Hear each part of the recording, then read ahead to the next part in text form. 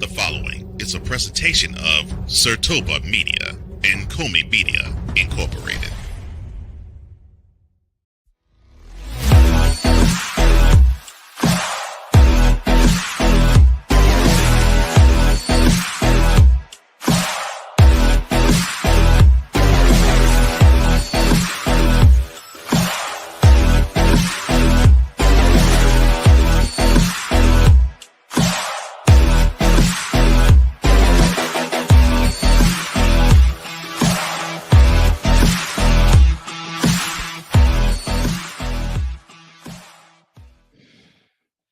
Let me see.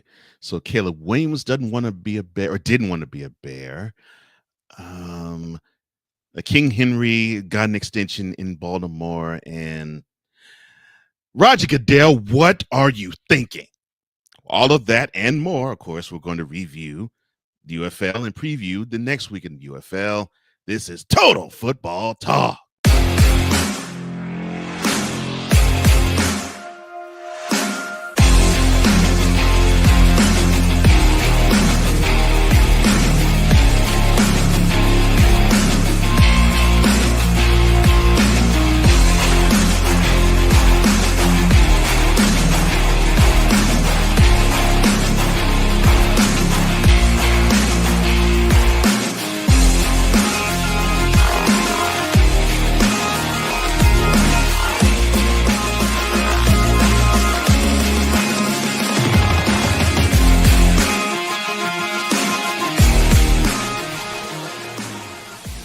Ladies and gentlemen, boys and girls, children of all ages, welcome to episode 84 of Total Football Talk.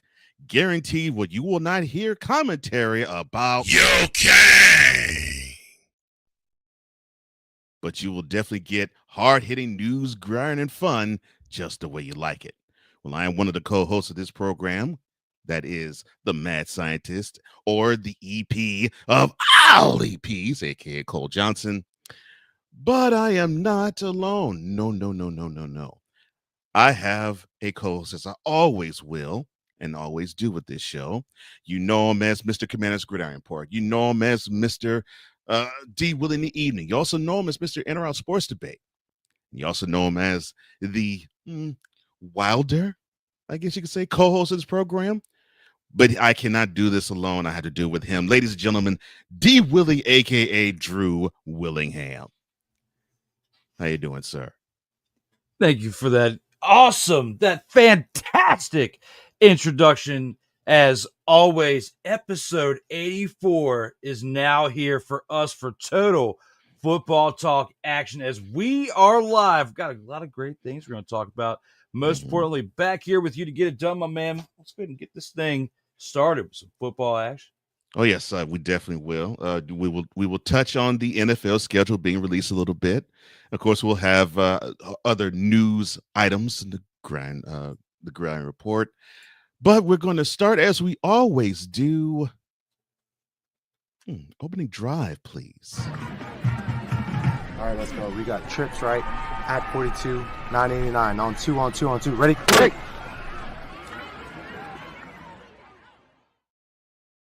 All right, we, of course, in the midst of the UFL season, the 2025 UFL season, we are going to review week number 7. We'll preview week number 8 later on in the program. But week 7, dare say, I probably would have to say it's probably the best brand of football, bell to bell, or I should say, opening whistle to final gun of the year thus far. I do have to say. And we will start with the DC Defenders, who they've been stumbling as of late, but I think they needed a get-right game, and they had the right opponent when they traveled to San Antonio to play against the Brahmas. And although the game was not in the bag, so to speak, the Defenders did play well. The final score is 32-24. And I actually liked what I saw, I should say, from one Jordan Ta'amu. I liked the most of what I saw from him. I've been critical of him because he's been wildly inconsistent and extremely... He actually was efficient and explosive. 19-24, 278 yards, and 3 touchdowns. He also had 5 carries for 8 yards, but the rushing doesn't really matter. And he spread the ball around to all of the offensive mates of his. On defense, the defenders woke back up. You had Isaiah Johnson, who gave you 7 solo tackles and a fumble recovery. You also had Anthony Hines. He had 5 solo tackles and a fumble recovery. Keandre Thomas, he had 6 solo tackles and a forced fumble. So the defenders' defense woke up again, although, yes, I know 24 points, that's a lot of points to give up. But sometimes it is all in the details, not in the score. But I have to give credit to where it's due. I'll flip it on the Brahma side. Kevin Hogan actually looked pretty good. Won't say great, but he did look pretty good. 20 of 31. 229 yards. He threw 2 touchdowns of his own, did not turn the ball over. He also had 5 carries for 32 yards. And they actually had a rushing attack. Jashawn Corbin with 9 carries, 109 yards, and a rushing touchdown. He also had a reception of 32 yards. So that's pretty good total, over 140 total yards. The Brahmas offense, they gave you 150 yards on the ground. Now, on the defensive side of the ball, Tavante Beckett, he gave you 5 solo tackles, as did Jalen Elliott. So a decent game all around. But the defenders needed this game to, I guess, lick wounds because they started to stumble at this point in the season. Your take on the defenders' victory over the Brahmas? Wow, it looks close here on the scoreboard, but the defenders kind of let them hang tough in there, and it, in the first quarter, it was just basically punting back and forth. The defenders did get a touchdown towards the end, but they were missed on the 2-point conversion. They did get 10 plays for 75 yards within 5 minutes to get that first score towards the end of the first quarter. But in the second quarter, the Brahmas would score to even it up at 6. Another missed, extra point attempt. But then we would have fumbles. We would, on the other side, they had fumble-itis on the Brahma side, which definitely affected them in this game. And you can see definitely when you look at this game with the field goal action between the Brahmas, they put up 2 field goals to go up 12-6 towards the end of the first half. But a fumble recovery would take this into the house for this team, for DC. They would even it up at 12 towards the end of the first half. So when you're going into halftime tied at 12, basically it's a 0-0 game. You're starting over from scratch again, like you just would at the first of the game. So it's a whole new game, and you have a whole new half to do it. So basically, no matter what the record is, Brahmas, you're 1-4 at this point coming in here. Right. If you're a good team, you're going to flush it here at halftime. And I mean, at least by score, they kept it close. But the fact that they punted twice within the second half, another fumble, they had multiple fumbles and turned the ball over twice to the DC defenders. I think the missed opportunities on those 2 fumbles, because they had to punt a couple times too. So if the defenders are going to build on this, they're 5-2 right now.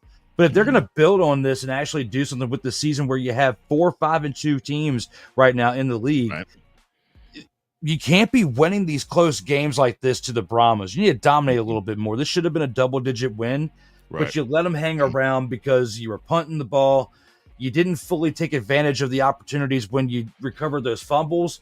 And even though your defense did okay, you still gave up 24 points to a team that was 1-4 coming into it, even though you knocked them down to 1-5. I'm concerned about the DC defenders right now, but I do like what Jordan Ta'amu did in this game. You brought up a really good points with the stats. I mean, he had 154.5 QBR. I mean, he absolutely crushed it, averaging nearly 12 yards per pass attempt. He only had 5 incompletions. 19 of 24, absolutely nailed it in this game. Nearly 80% completion percentage on 278 passing yards. No turnovers. Turnovers. Now, Jordan Ta'amu has never really been known for being a mobile quarterback. Okay, of course. So you're not going to see a lot of he has 5 carries for 8 yards. It's not a lot to expect from him. Right. But another thing that I'm kind of concerned about, even though your number 1 running back had 10 carries for 45 yards and a touchdown. Deion Jackson, I'm kind of concerned about that too, because he needs to get the ball fed more to him, and they need to establish the run more and not rely so much on Ta'amu's arm, because that's only going to take you so far against these other teams that are 5-2 in the playoffs. I think we're going to see probably the most competitive playoffs we've seen, not only with last year with the start of the league, but between the two leagues when they were separate before they merged between these teams, because we're already starting to see a little bit more competitive play from like the Roughnecks. And hell, the Showboats got to win. Showboats too. All right. You know, they got to win. They got to win. But, you know, we got a lot of other good teams out here in the league, and we're going to talk more about them throughout the other games we have to recap. But I'm really concerned about the Defenders barely edging this one out when I feel like they should have capitalized more on those opportunities they had throughout this game. Thank you for touching on the point to me that I believe will keep the Defenders from hoisting up the UFL championship trophy. I am not happy with their running attack. Their running effort is absolutely horrible, and it's going to preclude what the defense can do for the Defenders. To rely on Jordan Ta'amu to have this type of game, that's going to be a tough ask, especially when the top competition is going to get much stiffer and tougher. You need to have something that takes the pressure off of them, and a defense that's probably going to be a little tired because you need to be explosive to score or explosive to move the ball down the field. That's one way you can relieve the pressure off the quarterback, but that's not going to help if either you give them 1, 2, 3 punts, or you have these 4 or 5 or 6 play drives which take very little time off the clock. You need to have that running attack come to life. Otherwise, and I really don't want to say these words, but I think I have to. I think I must. This 5-2 record that the Defenders have, it almost looks smoke and mirrors like. And I'm not saying that it is, but when you have a game like what they played this past Friday in San Antonio, it makes you think, well, are they actually this good of a team? And I don't like saying that about the Defenders because their defense I really like a lot. I do like the fact they got their guard in on the action with a 4-yard catch for a touchdown, Gunnar Britton. Okay. He ran it in this picture right here that I have for the graphic. Right. That's actually him catching that 4-yard pass. Look how far back the Brahmas defense is. That's the closest defenders. That just goes to show on a 4-yard coverage. What in the expletive are they doing? What are they doing in this game? It's like they let them score on this play, and they deserve to lose at home. But at the same time, when you're scoring like this and you have the other opportunities you should have won this game by 12 to 14 points easy, in my opinion. Agreed. I 100% agree on that. Yeah, the Defenders, they improved to 5-2. The Brahmas, they fall to 1-6. They keep fighting, but it's looking rough. Joining us as he seems to always do, VLock 83, Victor Lock, or what's the word that we? Oh, here's the word.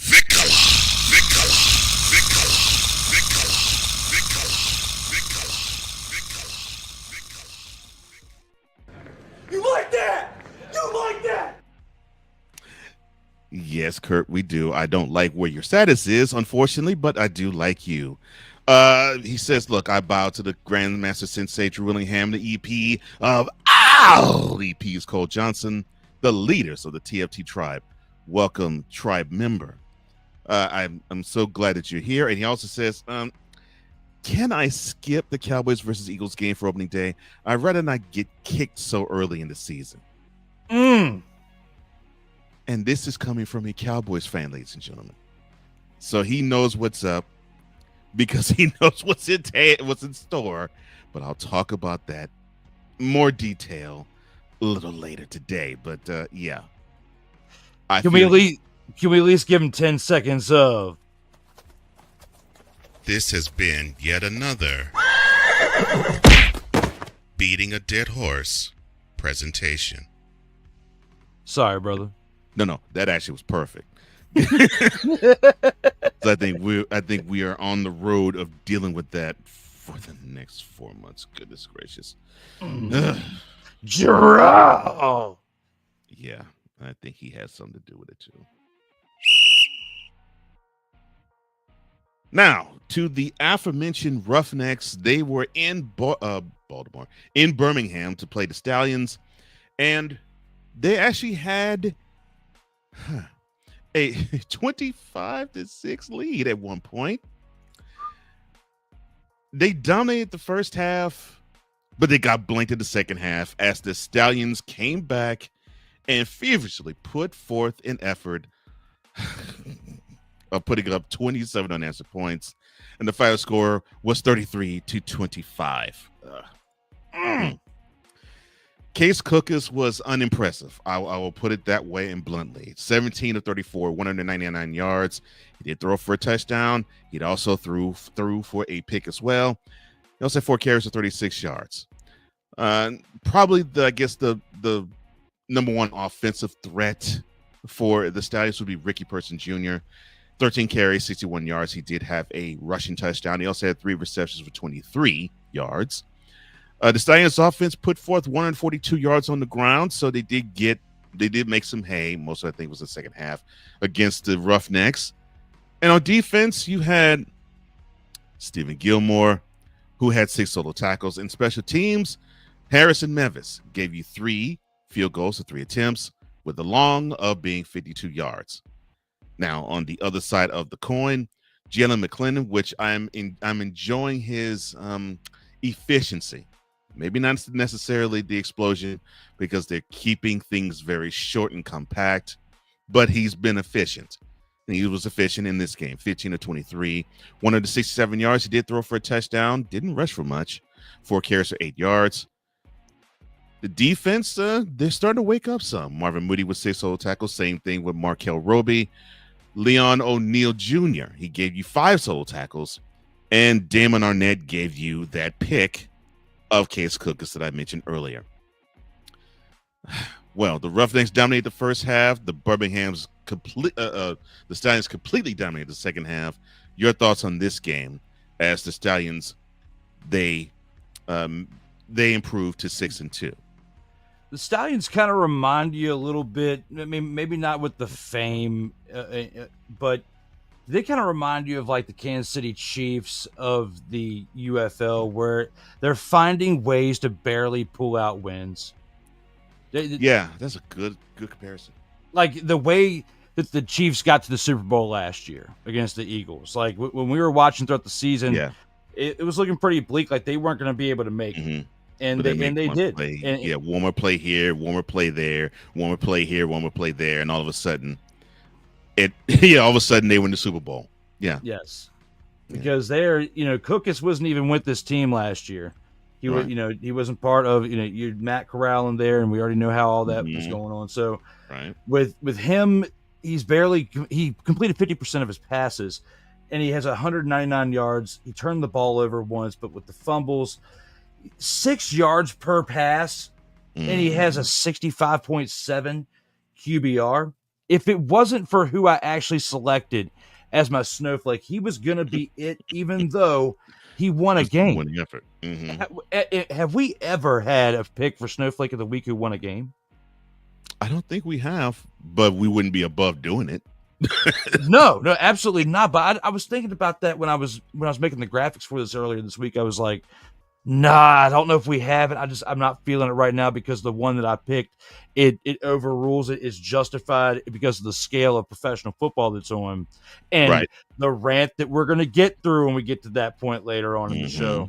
You know exactly where I'm talking about, because that's why we started a little bit later than we could have, because I was getting a little too amped up before the show started without giving it away. But at this game right here with the Roughnecks, you have to be proud of what this team is doing. Like, you the boy from Houston, you finally got your professional football teams back within the last 20 plus years within this millennium. You got the Texans. Now you got this within the UFL. It's going to be close to home. You got a team that's 3-4 that got to 500. For you to be able to hang tough with the Stallions, a team that's going for another a fourth consecutive championship, in a row. which it's tough. You can't even do it in the NFL. They can't even three-peat, which this team has three-peated between the 2 years, the last 2 years of the USL before it merged with the XFL to where they won the first UFL championship. They're going for number 4, and they are tied with 3 other teams. 3 other teams. We were just talking about the Defenders earlier, Cole, about a team that's 5-2. You have a quarterback playing with a 65% QBR, and you're barely winning games. And you've got a team here, the Roughnecks. We've been laughing at them for the past couple years. We have since we started this show. We've been father and laughing at this team, watching them take big old fat old nasty.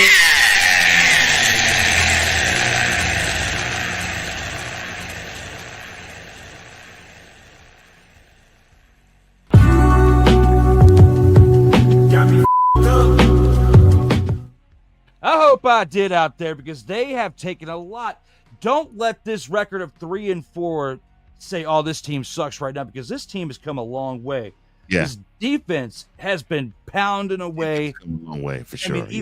Even though they gave up 33 points,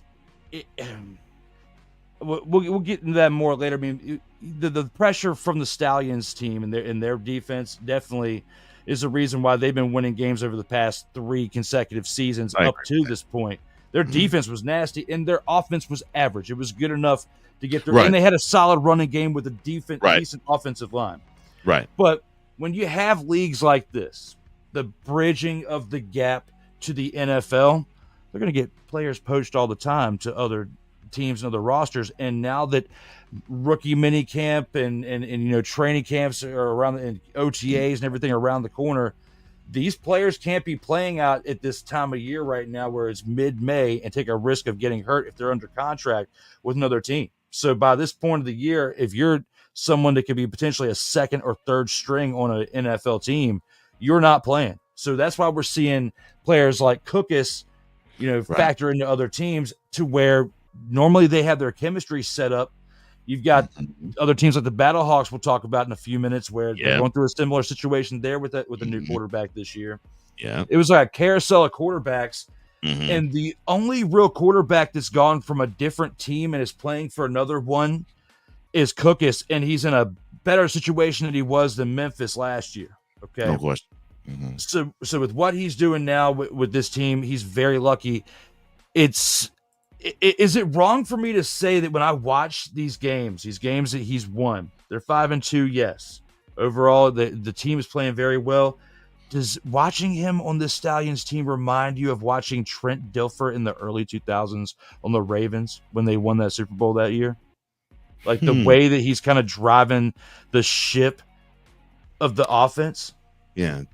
It's sort of like what but with sporadic play, like what we just saw in this one, where they're still finding ways to win, but that's what it reminds me of.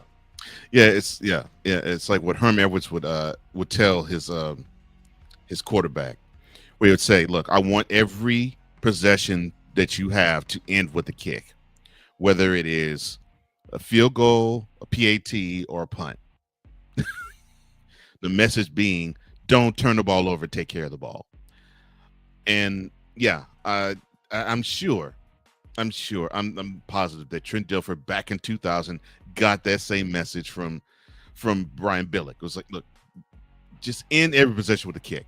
I don't want these piranhas on defense and these animals on defense get out to my neck saying that you're putting forth a piss poor offense and they keep turning the ball over and they keep giving us 1, 2, 3 punts. No, give me long possessions and end this with a kick, preferably a field goal or a point after touchdown. But I could see that. And basically Dilfer was the one who I would say popularized. I won't say originated, but popularized the term game manager. So I could see that. I could see shades of that in Cookus right now. Just the way that the original concept of the USFL and the XFL, I wish they were at a point where they could extend it to like another 4 teams and bring back the Philadelphia Stars, because oh man, yes, Case Cookus was on that 2020 was on the 2022 Philadelphia Stars and 2023 and had his best year playing 10 games. Well, actually, his best year was the first year, 2022. He was at 5-2 record playing in 7 games as a starter and threw for 1,334 yards, 12 touchdowns, 5 interceptions with a QBR of 90, and actually saw postseason action playing in 2 games with a record of 1-1 in the championship game. So looking at what Cookus has done, he's got experience at the USFL level. Right. But when the Stars, dissolved as a result of the merger, goes to Memphis, doesn't have that great of a year. I think that the league kind of owed him one, going from a solid team in the Philadelphia Stars, threw him at the Showboats. I think that he did a little haggling during the offseason, like, hey, put me in a better situation. We already knew with Corral and everything, we talked about it earlier, these other players within the offensive line and playing throughout that are getting elevated to other teams throughout professional football. This was the best opportunity for him. You're 5-2, but if you continue to play like you did in Memphis, you need to go back to Philadelphia Stars Case Cookus. If you can find a way to go back to him, then you will have success in the playoffs because you win another game or two. I mean, you're definitely in at this point with the 5-2 record. We're getting to week 8. There's no buys. There's 3 more games left in the season. You win 2 out of 3, you're in. You're in. Yeah. So 7-3, easy. But I mean, going back, I actually, while we talk about that, I want to actually have the standings up because, both leagues right now, both the top 4 teams, the top 2 in each are 5-2. 5-2. Mm-hmm. So each team wins even 1 out of 3 games. And if all 4 teams finish with a 6-4 record, they still win. They're still in because the next highest and third place are the Roughnecks with 3-4 and the Renegades with 3-4. And the only way that they get in is if they win all 3 of their upcoming games, which we'll talk about predictions in a little bit. But it's looking like the teams that we have now, I will not be surprised if the 2 that are in the top 2 in the USFL, the Stallions and the Panthers, and the XFL division, Defenders and Battlehawks, are our 4 teams that we're talking about in a few weeks as our playoff teams for this run. Yeah, I think that I'm with you on that. Yeah, I'm with you on that, which, would be the Defenders, the Stallions, the Panthers, and the Battlehawks. Yeah, I could definitely see those 4 representing the UFL in the playoffs easily. Because the only other teams that could probably, and the Renegades are in the same position as the Roughnecks are. They'd have to win out, and they would have to hope one of the teams that's ahead of them lose enough, if not lose out altogether, to even have a shot at the playoffs. And I don't see that happening all that much. But I'm proud of the Roughnecks, although they fall to 3-4. They were one time 0-3, and they were looking mighty bad. And to go to Birmingham against the defending champs and actually play probably the best half they had played all year. They were up in the fourth quarter. Yeah, they were up in the fourth quarter. Started. They were up by they were up 25-18. Mm-hmm. And then the Stallions could only get a field goal. There was still, they still had, I forgot about that. They still had only like 7.5 minutes left with a 4-point lead. And then it just kind of crumbled from there. Got away from them. Mm-hmm. You punt it away, and then the Stallions get a field goal. You punt it away again. And when you punt it away, you still have a 4-point lead at this point. All right. Yeah. And when you punt it away, it's 5 minutes and 22 seconds left. And then the Stallions get a touchdown. They're up by 2. And then the Stallions do the onside kick, recover it, but then they fumble it. But then they also, within the fumble, they also get a touchdown recovery. And this is what's crazy about this game and how it ended, man. How can the Roughnecks be so close, but yet so far away? I think next year we're going to be talking about this team as a playoff team. I personally think they have found their quarterback in Jalen McClendon. I think what they need to do is build around them if they can. Yes. And the defense is starting to gel. If they can get a running game going, I really would like how this team. I really would like this team even more. But yeah, they do have fight, and I'm glad to see that they're showing that fight. And you definitely pegged the Stallions beautifully. I'm looking at them sort of like a cross between the 2024 Chiefs and the 2000 Ravens, where it's we're going to eke out victories. Even though we do have more talent than you, we're still going to eke out victories, and it's not going to be pretty, but you don't award points for style in football. You award points if you are 1 point better than your opponent, and that's what the Stallions are. I mean, and yeah, credit to them, 5-2, and hopefully they can right the ship further, at least what I've seen with the running attack, and probably carry that forward. Because if that can happen, I really like their chances more to actually go far and probably defend that championship. Oh Lord. Good morning, good afternoon, good evening, good night from Sig Diggy.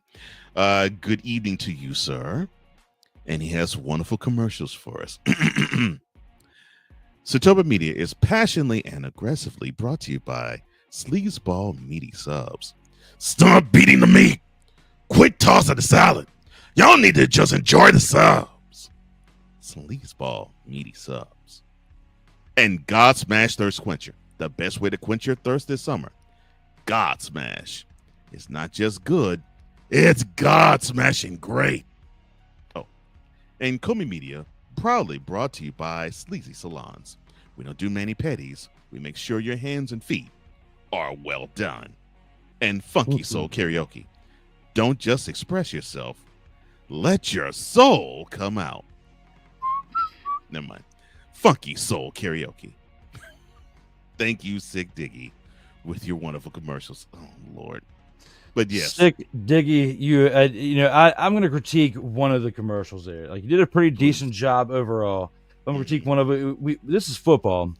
This is not news. This is not TMZ. We're not going to talk about anybody coming out, okay? There is no closets that we're going to talk about anybody. We're not dealing with that expletive. We're not going to deal with talking about P. Diddy out there in the hallway because he's not even in the closet. Dude's in the freaking hallway, all right? But yes, I had to throw a joke out there because of the Diddy trial going on. Itty bitty Diddy, the Tootsie Roll. Oh no, that's like the Tootsie Roll, Lord. Good one. Rednecks fall to 3 and 4. The Italians improve to 5-2. Oh my gosh. Oh, that's hilarious. Oh my goodness. All right, now this is normally we would get to the upset of the week, but there were no upsets because every favorite won. But I guess you could say not to say this was bad, but of the 4, it was the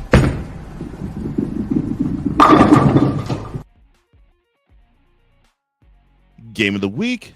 That would be the game in Memphis between the Showboats and the visiting St. Louis Battlehawks. Well, as we mentioned before, stopped this broken record before. The 4-2 team won. They improved to 5-2. They beat the Showboats 19-9. Now, leading the way is Max Duggan with the performance at quarterback, 15 of 23 for 158 yards. He had a touchdown. He did throw an INT. Kyrie Woods was the recipient of said INT. Duggan also had 10 carries for 57 yards. He also had a rushing touchdown to go along with it. On the other side, for the Showboats, Dresser win 21 of 34, 196 yards and a touchdown. A marketed improvement from how the quarterback play was earlier this season for them. And he still is doing pretty good, but at least he didn't turn the ball over. He also had 3 carries for 8 yards. And defensively, you had Keaton Ellis with 5 solo tackles and 2 tackles for losses, and the aforementioned Kyrie Woods pick. Your thoughts on probably a business-like victory for the Battlehawks over the Showboats? Very good choice of words. I would definitely agree. A business-like approach for this. They're being very careful. Duggan, still managed to have an 81% QBR. Even though his numbers weren't really thrilling. Right. He did have like 8 incompletions, 65%, completion of that. 158 passing yards, not really wowing numbers, but averaging 7 yards per pass. Every 2 passes you're getting a first down. So, Not bad. out of the 15 passes, you at least accumulated like 7 first downs. So that Good to point. me, Real good if point. you look at it that way, you did enough to win the game. And you also ran the ball 10 times for 57 yards and a touchdown, with the long of that being 29. So you're scrambling, you're finding ways to win the game. And Duggan is a young dude. We're talking about Cookus over there, who's 29 years old over there with the Stallions, trying to find his footing in professional football. But then you got to talk about Duggan over here for the Battlehawks, taking over for AJ McCarron, who was the leader of this team. Duggan, who's pretty young, coming out of TCU. He's only 24 years old. He's a journeyman in the NFL, a backup, a fill-in if somebody gets hurt, second or third string maybe. But in the UFL, he could find his way as a starting quarterback and make some decent money and get some decent tape to get on a pretty decent NFL team to be a good backup, maybe have a playoff run, and if somebody gets hurt, be a fill-in. But some type of like a Brock Purdy situation. But no, he did enough to win the game. He got over 200 combined yards, had 2 touchdowns. The interception is concerning because it's like the other teams we talked about earlier. Teams that have a 5-2 record. Right. They're doing things that winning football teams don't do with turning the ball over consistently. And either turning the ball over consistently or not capitalizing on the mistakes of the other team when they're turning the ball over, and you have the opportunity to pad more points. So when we're talking about teams earlier, like the Defenders over the Brahmas, who should have won by 12, 14, 16 points with the opportunities they had in that game. Yeah. And the last game, pretty close, but we could make an argument for that one too, based on the Stallions and what we expect out of them at this point. Or maybe not score more, but contain the Roughnecks to where they should have scored less. Right. And because based on what their defense has been playing like. So when I look at it that perspective, and I look at it here, at least the defenses were keeping things close. But I think that this would have been far more of a blowout because there was no other game that had this much of a deficit by 10 points. Right. So even though it looks close, it's the blowout of the week. That's why I have it as a dumpster fire of the week in the graphic. Pretty much. Because if you really think about how this game went, they should have been able to capitalize on a couple other opportunities that the Showboats gave them. And I feel like they should have won by more. This is a situation for the Defenders where 14, 16, maybe even 18, 20 points this team could have won by had they done the things necessarily consistently. Because Dresser Wynn is the shining light of this Showboats team right now. He's the reason why they got that one win earlier this year. And I gave him my Grand Champ of the Week that week because of how he was playing. And even in some of these losses, they've been pretty close. If they get enough pieces around them in Memphis, this Showboats team is going to be a winner at some point. Kind of like your Houston team, even though you're not a fan of Tennessee. With Memphis, this team right here in the UFL, it has nothing to do with the Houston Oilers. So I feel like you got to cut them some slack here. This is the wild card. You can't love them, Cole, but you got to respect them. If you can respect them, Dresser Wynn will continue to play well. And our goal here is for them to outshine the Tennessee Titans to where they are the number 1 team in Tennessee over the Tennessee Titans year-round. Jersey sales flying off the shelves for whatever his number, Dresser Wynn's number. Number 12. Thomas Edward Patrick Brady the second's number 12. Lord. But in Memphis, Dresser Wynn, the number 12, outselling Cam Ward. Wouldn't you love that in the state of Tennessee? That would be the biggest FU and the biggest way to do this to the people that love that franchise, which is Got me up.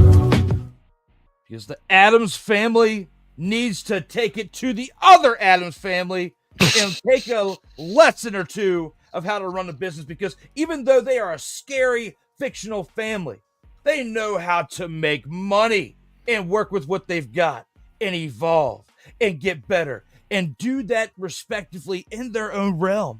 But you can't do that with your NFL team in the Titans. And with that being said, the UFL team in Memphis has my vote in dress or win for the team that's on the come up. Yes, they are 1-6. And no, this is the afternoon. It is a Friday. Yes, I have not tipped any sauce. I'm just telling you straightforward. Very transparent as I do each and every week. This team in the Battlehawks should have won by more. You look at, we were just talking about earlier, in the gap with the Brahmas in the defender's picture with that guard that was scoring the touchdown in that graphic. Look at the gap right here. 14 looks like he's like running with a jetpack attached to his back. And number 42 over to the side looks blown up like he's in the middle of a wrestling match and is blown up halfway through and is still trying to figure out how he's going to get through the rest of the match. You're on the field. A faster paced play by play. That's how you lost this game, Memphis. And look at how many people were there. Nobody. My dream of you outshining the Tennessee Titans is never going to happen, but a dream had to be a filler today, and hopefully some great content and great comments from the fans for a good laugh for the shenanigery. Well, anything that overshadows the Titans, I will be happy. And if the Showboats overshadow them, I'd be extremely ecstatic. So, yes, I would be very happy if that happens. Unfortunately, they are now falling to 1-6 on this campaign. And it's a nice pipe dream. But then again, the Titans are horrible too. But I digress. The Battlehawks, they improved to 5-2. And I agree with you. The business-like approach. And yeah, this was a double-digit victory, but this margin could have been a whole lot more than 10. And it's not. Yeah, go ahead.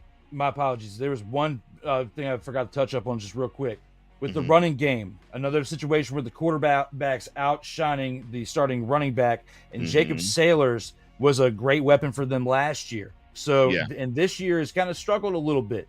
We talked about it a few weeks ago. They've got to get him going. Yes, 5-2 is great to be up there with the top 4 of the entire league and still be in the top 2 in playoff positioning for your spot to make it through this playoff run.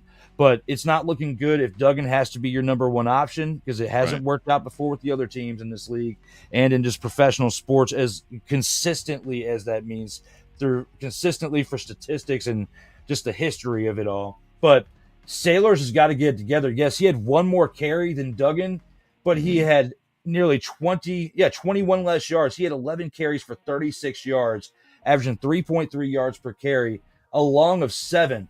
So he had, outside of that long of 7, he had 10 carries for 29 yards. That's not going to get it done. 10 carries for 29 yards in comparison to what Duggan did for 10 carries for 57 yards and a touchdown. Are you kidding me? That's not going to work in a playoff run. And that's the one point I wanted to make sure that I had, because I had that in my notes here. I want to make sure I brought it up for you before it was too late. Oh, well, I'm glad you did, because that was what I was going to say too. I was like, yeah, the alarming thing about the Battlehawks, their leading rusher is their quarterback. That's not going to get the job done. And I want to see Jacob Sailors shine, because I think he can. I mean, he looked good earlier in the season, but for some reason, it's not been clicking as of late. I don't know what it is. I don't know what's about. I don't know if he's hampered or if the offensive line is damaged. I don't know what it is, but that has to start clicking again, because as I said about the defenders, I can say the same thing about the Battlehawks offensively. It seems like they too are at 5-2, smoke and mirror style. And I don't want to say that about them either, but yeah, they can't put forth efforts like this and expect to win the UFL championship. 100% agree with you though. But they did go to Memphis. They did get a W, a double-digit W, and now they're 5-2. The Showboats, unfortunately, they fall to 1-6. Well, Back to Tennessee for 1 second. I couldn't. Sorry, Cole. We're gonna have to No, blow no. the whistle twice because I have to leave it up here.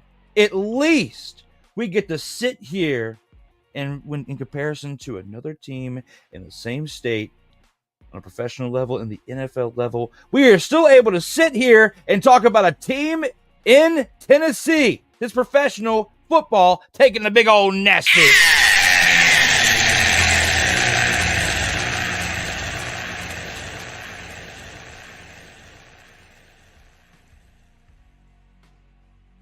That was all. I just wanted to add a little more flavor.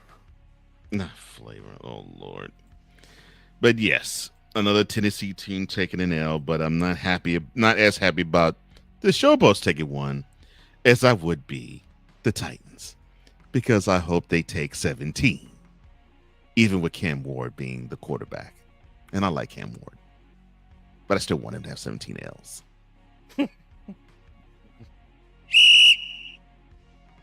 Trade him to the Dolphins when Tua doesn't work out. Well, that might happen. You never know. And now we have come upon the game of the weekend. Yes, it does star another 4-2 team, the Michigan Panthers. They've traveled to Arlington to play the Arlington Renegades, and they walked out with a 25-24 victory. This one was nip and tuck. This one was back and forth. In fact, this one was exciting because the Renegades, with 2 minutes to go, went up 24-18, but with a 1-yard plunge with 1 second remaining, made the score 24 apiece. The extra point sealed the deal. So yeah, this was probably one of the most exciting games of the year, if not the most exciting game of the year at the UFL. And most certainly is the game of the week because of the ending alone. Now, for the particulars, Bryce Perkins, 15-28, 231 yards. He did throw for a touchdown. He did rush for 60 yards and a rushing touchdown on 8 carries as well. Get the running backs going. Sorry. CIOC Mariner, he gave you 5 receptions for 86 yards through the air. On defense, Frank Ginda gave you 5 solo tackles. Ken H. Lovely gave you 5 solo tackles as well. And for the Renegades, Luis Perez gave us the first sighting of this in the UFL season. We took all the way to week 7 to get here. 25-34. He did throw for 2 touchdowns. Did rush for 2 yards on a carry. But the one thing we haven't seen, a 300-yard passer. Well, we now have seen the first one for 2025.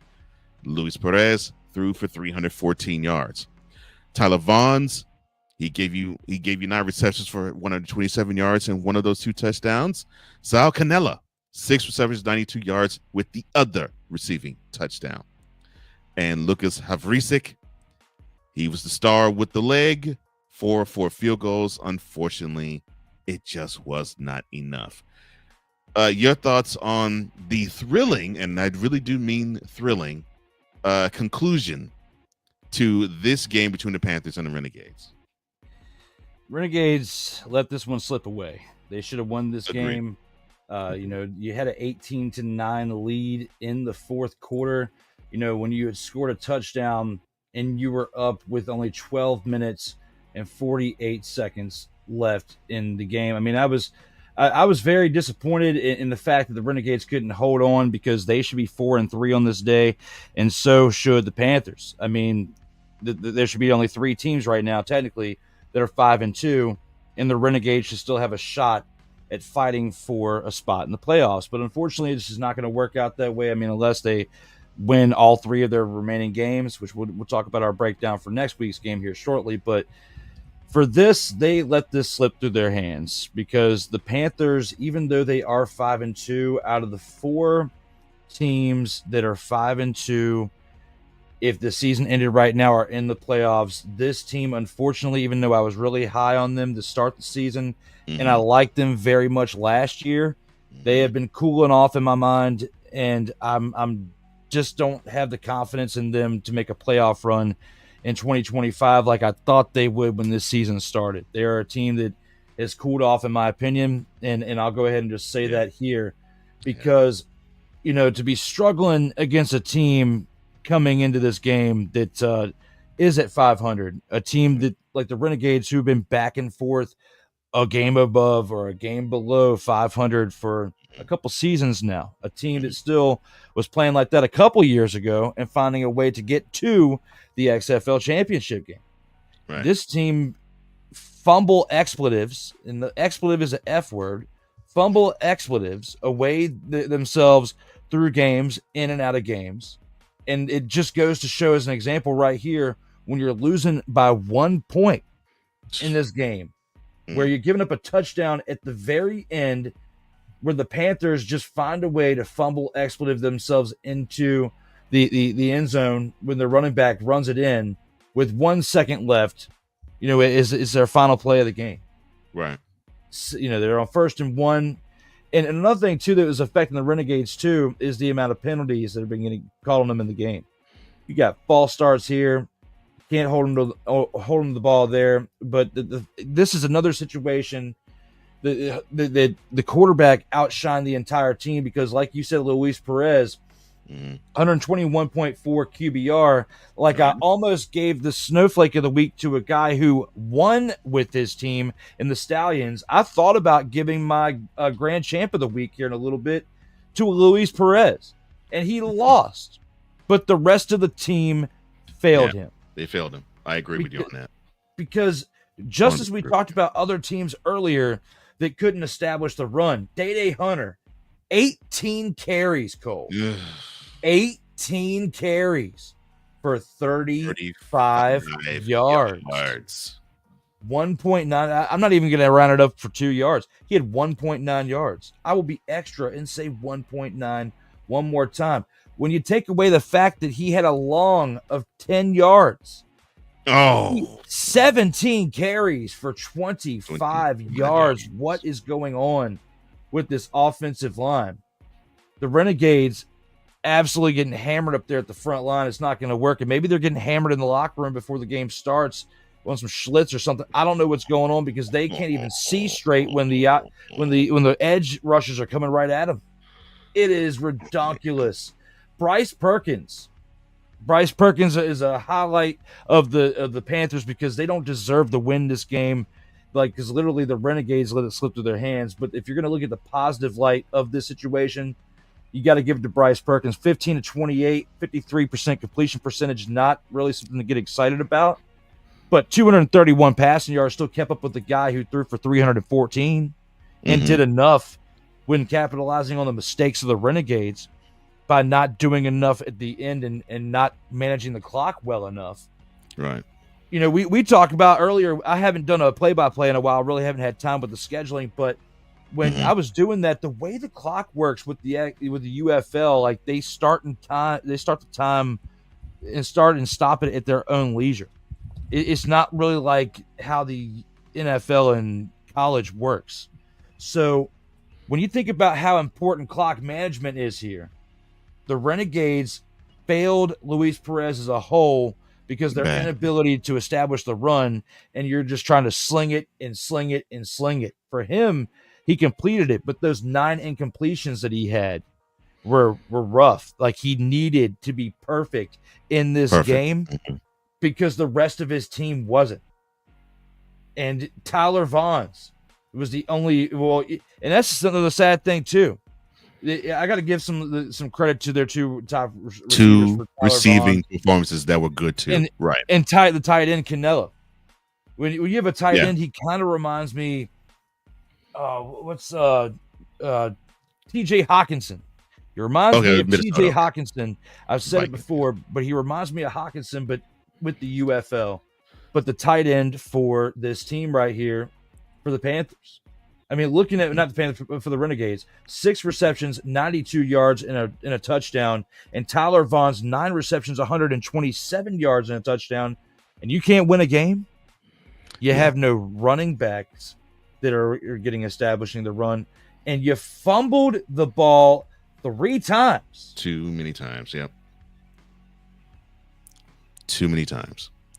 That, yeah, it almost sounds broken record-ish, but yes, kudos to the Panthers for winning. But that uneven performance from Bryce Perkins, that just ain't gonna cut it. You need to have something go well for you. Running game. Yeah, but I mean, Receiver pop off, something. With Perkins, though, you have to give him the credit. Again, he had 231 passing yards. He did have 60 rushing yards on the ground on 8 carries and 1 rushing touchdown. So he had 2 combined touchdowns, nearly 300 yards. If you look at 291 combined yards between passing and throwing. So he's the highlight of the Panthers, but there's not much more outside of that, which is my concern. Right. And your defense is still giving up 24 points. Now, you did contain the Renegades. Half of those points were field goals. They were 4 of 4 on the day for field goals for the Renegades.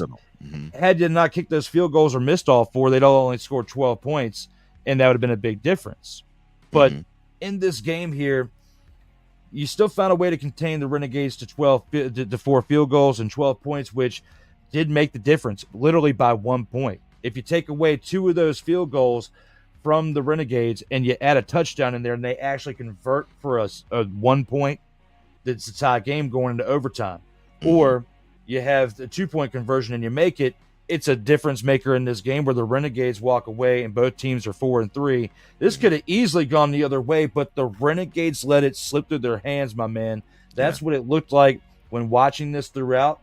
It was not a bad game. It was a great selection for game of the week when looking at the competition that was around this game with the other 3 games before it. So I just don't, like I said, between the 4, 5, and 2 teams, the Panthers, in my opinion, even though I like the team as a whole, they need to step it up. But right now, they're the weakest of the 4, in my opinion. I'm with you on that because, I'm not digging the defense all that much. Not saying I hate it. I'm just not digging them. There's anybody defensively that makes me say, I think they can turn it around. And offensively, they just aren't. They're not executing the way I would like for them to execute.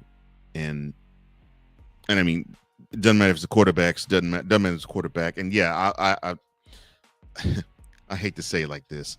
I'll take the I guess you could say the Lamar Jackson type of stat line where he throws for 200 some odd yards and he rushes for like 60 to 80 yards and it's combined 300 yards from him or close to 300 yards from him.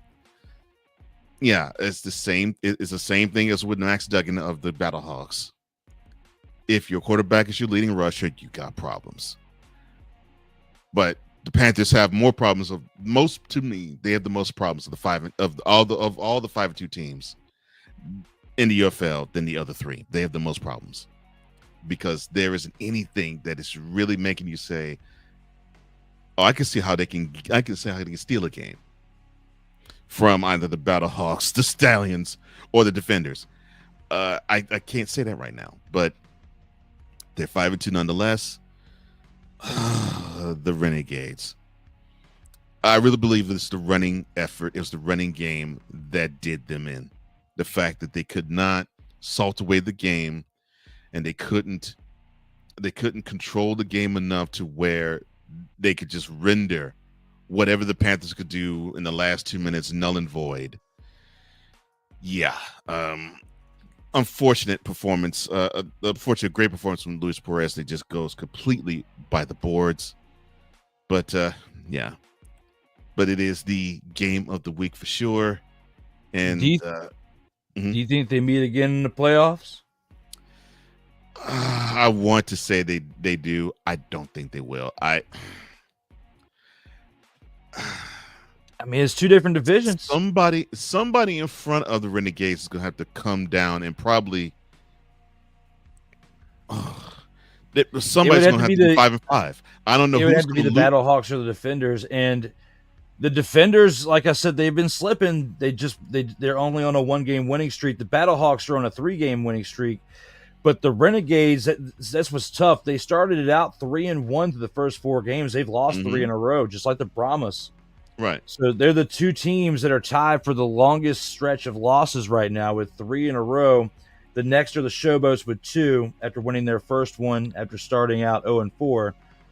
Yeah, it's not looking good for the Renegades right here. So I guess I answered my own question, but they could potentially meet up again if they make it to the finals in their respective sides. And, if the Renegades find a way to win the XFL side and the Panthers find a way to dethrone the Stallions as USFL champions to go to the UFL championship.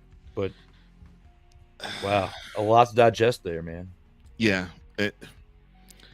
Yeah. In my opinion, I think they're going to need one of those two teams, Battlehawks or the Defenders, to lose out.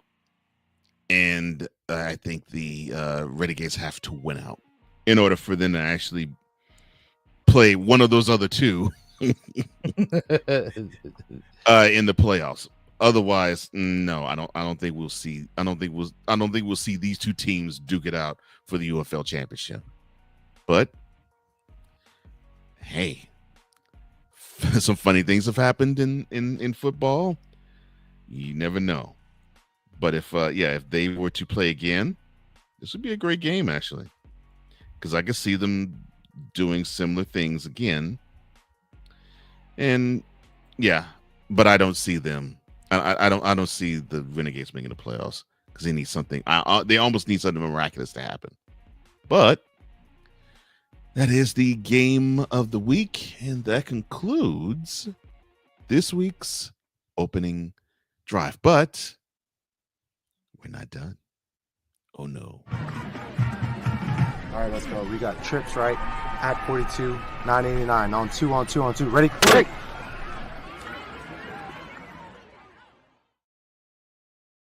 Hit him.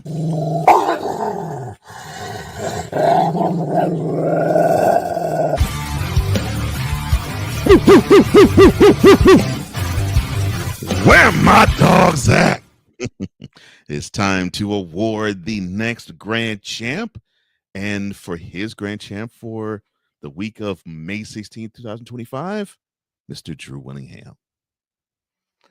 Yeah, man, I've been looking forward to this one.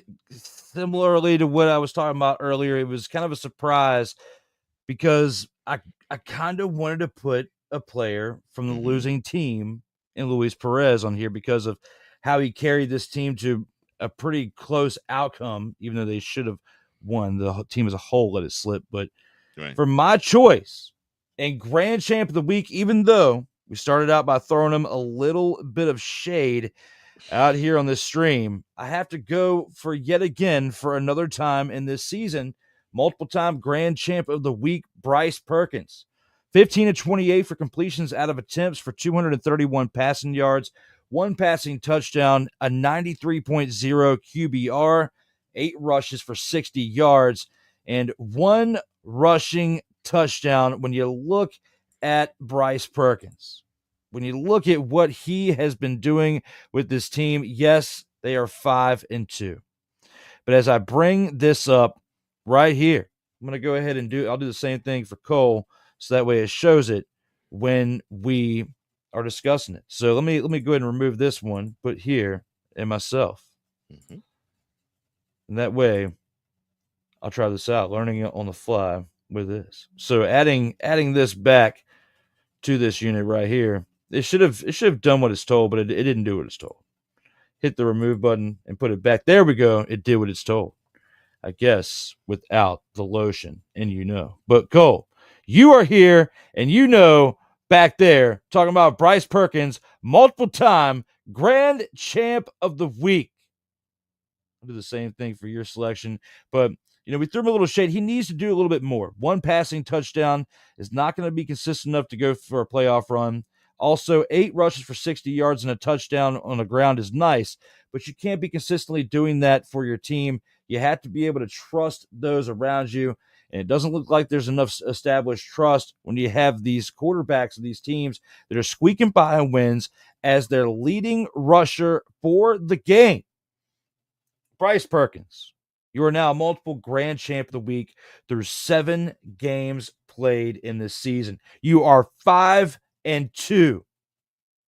You were dominating the defender's player right there. I had to just recycle the graphic from that point because I haven't had another quarterback up here since you were my last choice and grand champ of the week last week. Bryce Perkins again.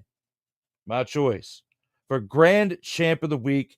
We need to see more consistent production out of you. Could barely over 50% completion percentage is not going to be good enough to go for a playoff run. You cannot be your leading runner as well, but you do have a positive QBR, and for that, that is the positivity that I'm going to hold on to as Cole comes back. Well, I'm glad to be back. I agree with you. And I figured he was going to pick him, and I came close to picking Luis Perez too. And I was thinking the same thing. I was like, losing effort, but I don't think but it wasn't the fact he lost the game that swayed me. It was because I decided to pick someone else. But Bryce Perkins, I thought he's a worthy choice, because he was a huge reason why the team won. Although I agree with you, he needs to do more. He needs to do more. Yeah, And I'm not talking about running. He needs to do more. Yeah, sorry on the fly. I was figuring out, how we could be on the side and just me and all that stuff, and just while it's still my pick and discussing it, I'm gonna do the same for you, so that way when you have your picture up, you can pop you back out to where you have this similar situation to where it was just me here, but it'll be just you with yours over here. Well, thank you, sir. Appreciate that. All right. Now, who was my choice for Grand Champion of the Week? Well, I was going to pick Luis Perez, but I was like, no. I've been harsh on this fellow, but I think it's time that I give him his props. And we are the type where if you deserve the props, we'll give it to you. If you deserve snowflake action, we'll throw the snow at you too. That would be one Mr. Jordan Ta'amu. Now, he went for 19 to 24, 270 yards. He threw for 3 touchdowns. Now, the rushing, that doesn't matter, but because that's not what he does best. What I love the most is, besides the 3 touchdown passes and the efficiency and the explosion, actually, 19 passes, 278 yards. That's almost, if I'm not mistaken, that is almost 20 yards a pass. Now, that's a completion. Not quite, but it's almost that. No turnovers. I've been having issues with him because he's been very lackadaisical with the ball. He decided not to turn the ball over. And you can say, well, it was against lackadaisical and weak competition and inferior competition in the Brahmas. The Brahmas can defensively get after you, especially with pass rushing. So he did well, and I'm proud of him. The defenders need to have this type of action. They need to have this type of performance out of Ta'amu. And they need to have some running along with it, and not him running. They need to have a running game. But he spread the wealth with the passing as well, and I like that. But they need to have performances like this to complement the defense, that when the defense gets enough breath and enough time off the field, that when they get on the field, they can be explosive, and they can get the sacks, they can get the fumbles, and they can get the picks. They need this type of performance from one Mr. Ta'amu, and that, ladies and gentlemen, is my grand champ of this week. That was fathering amazing. When you look at the QBR of 154.5, you were throwing shade at him. I mean, so was I last week, in saying that he was going to have to step it up. Now, looking at the team that they did play against this week, we're expecting better play out of the team as a whole. But, the Brahmas put up a fight, but at the same time, I'm gonna put that more on the defense of the defenders. I agree. More so than the offense, because the offense did their job. They scored 30-some points. They did what they needed to do to get the job done. So great selection for you. And when you had Jordan Ta'amu, I was like, yep, the only best option that I really can make, besides the one I was telling you from a losing team, would be Bryce Perkins. Bryce So Perkins. best option available. But if you look at these two, if these two, face off in the UFL championship game, because one from the USFL and the other from the XFL, you look at this kid right here. They light it up against one another. I think Tom is going to win the matchup, but they still have a ways to go because there's certain things that these teams are doing. The Panthers are the worst of them in my opinion. They're the 4, 5, and 2 teams right now. Agreed. We shouldn't even have 4, 5, and 2 teams, but based on the way that your guy played, they deserve to win that game. Yeah, I 100% agree. 100% agree. And if he would have put forth that effort and the same thing would have happened to him as it did with Luis Perez, I would have been upset. Because I'm upset with the effort that the rest of the Renegades put forth besides Canella and Vaughn's. Just upset with their overall performance because that QB deserves to get picked up. And I mean, the effort deserves to be more. If the QB is doing that, he needs to be picked up. In terms of Tamu, I was feeling the same vibe, but I'm glad that the defenders did enough to get the dub. But yeah, I cannot disagree with your Bryce Perkins pick either, because although I would say passing wise his performance was uneven, still 8 carries, 60 yards, and a rushing touchdown. That's not bad either. No, not at all. No, not bad either. So who are your grand champs of this week? It could be the UFL, it could be NFL, anywhere. Who's yours? You know who ours is.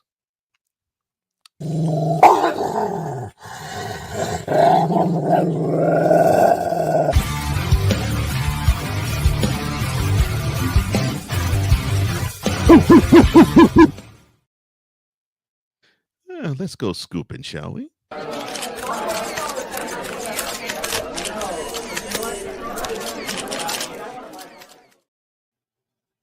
Time for the Gridiron Scoop, where we give you the ins and outs of professional football wherever it may land. And we go to Indianapolis. Okay.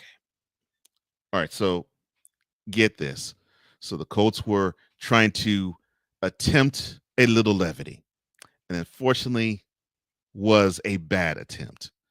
Because like most NFL teams, the Colts compiled a video to accompany their regular season schedule release this past Wednesday, but they abruptly removed it from social media platforms that night for multiple reasons. That's what the team said. One of them was the following, and this was a statement that the team released to ESPN on Thursday. Quote, "We removed our schedule release video because it exceeded our rights with Microsoft and included an insensitive clip involving Dolphins wide receiver Tyreek Hill. We sincerely apologize to Microsoft and Tyreek." Close quote. Now, the video, which was intended to be a spoof of the popular video game Minecraft, it revealed the team's season opener against the Dolphins with an image of a dolphin wearing the Tyreek Hill jersey, number 10, if you don't know his number, labeled Hill, of course, at the back, swimming along before he is stopped by a Coast Guard boat with the blaring siren. Now, my question to you about that is the following. Why would anyone find a player's legal trouble humorous?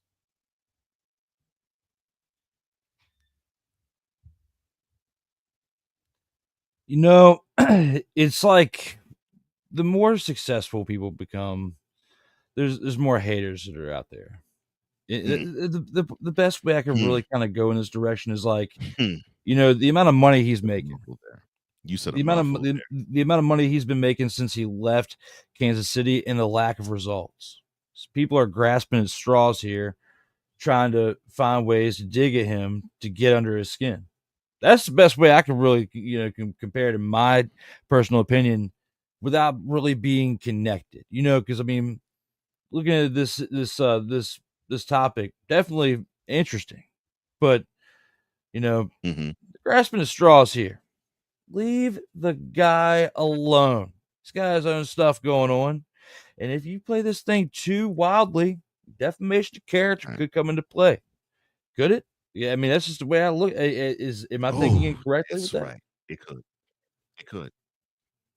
No, you're not. I mean, Defamation could easily be in play, and not and not just with the Colts. The Shield could get it too.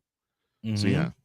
because you're condoning it. So even if you're not like the Mhm. Shield out there saying, you are condoning this message, like you're allowing it to happen without removing it, Right. without realization of the, it's not right. So looking at it for what it is, if you look at it for both sides, I mean, it is humorous. I think it's funny, but at the same time,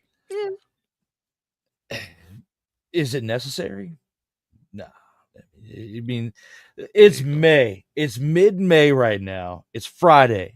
It's thank God it's Friday. We're having a great time. Us recapping the week of football, but them, they are grasping at straws.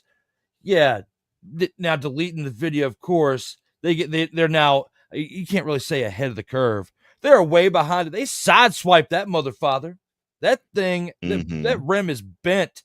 They bent the expletive out of it just for this one sake of a deleted video. Tyreek Hill. What in the expletive is going on in Indianapolis? What kind of lettuce are they smoking over there? I've got to click this button there. Oh no! Got me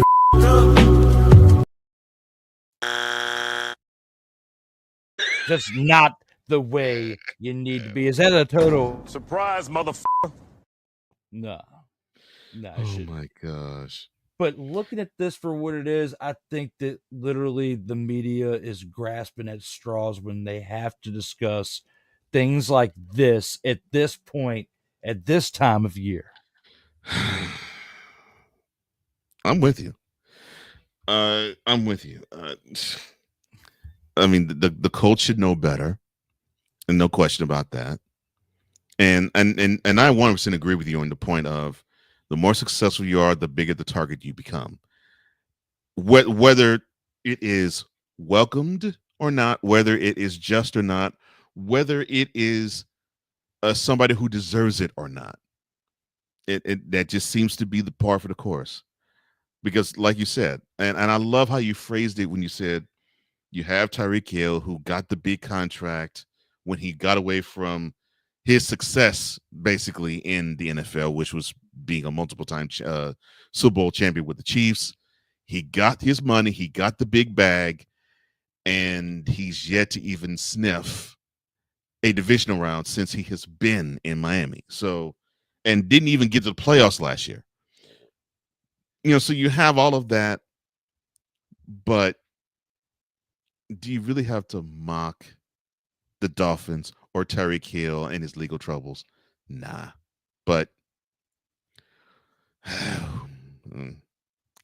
who am I, right? Who are we, I should say? It's kind of like a double-edged sword. It's like 50-50. It's like when you look at it and you look at like the sources that we're looking at, like that are providing it to us, is like something that's inspirational to bring up at one point. It's like you can see where on one hand where it's humorous, but on the other, it's like, true. Yeah. Why in the expletive are we talking about it? That just goes to show we have a tough time filling up airspace. But thank you guys out there for sticking with us. I think I vote. I gotta vote on something real quick live, like kind of like an audible. I feel like before we go to the next question, we gotta acknowledge some of these comments out here because we've had some I was going lit to up actions, and we gotta take it away from Tyreek Hill in this legal trouble situation. He will be on the field week 1, no doubt. Oh, no question. Because I was actually going to segue into one of these comments, because to me, that is dumpster juice Colts organization. And thank you, Sick, because I get to do the following. The dumpster of the this dumpster take of the week in this case is brought to you by Clear Air. We don't just clear the air, we cleanse it of the foul and stank. Damn. Clear Air. Thank you, Sick. Look,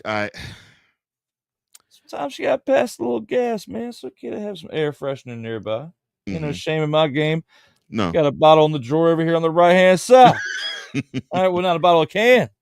All right, Yeah. no shame in And my game. and Yesterday was yes. tacos. I had Taco Thursday, so I had Taco Tuesday Oh, to yeah. finish off the week of work. Since I work mainly Monday through Thursday full time, I was celebrating the end with tacos. So yeah, I'm just afraid. You know, actually, it's over here behind the monitor.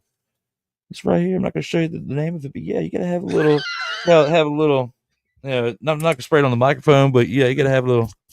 Yeah, there you go. That's what that was Get a a little plug. I fresh in like that. there. I'm gonna have to blend what you read as the comment Mhm. in that at the end. Nice. I'm gonna have to Nice. come into a short near you. And yes, we both agree with you, Victor. A running back that gives you less than 2 yards a carry and barely give you a yard and a half after you take out the 10-yard run. Yeah, embarrassing running numbers for sure. 100% agree with you there. But yeah, Colts, you should do better than that. You should know better than to do that. That's classless. And I'm not saying this because you're a divisional rival of a team that I root for. I would say that if you were any of the other 28 teams that are not in the AFC South, you got to do better than that. Jeez.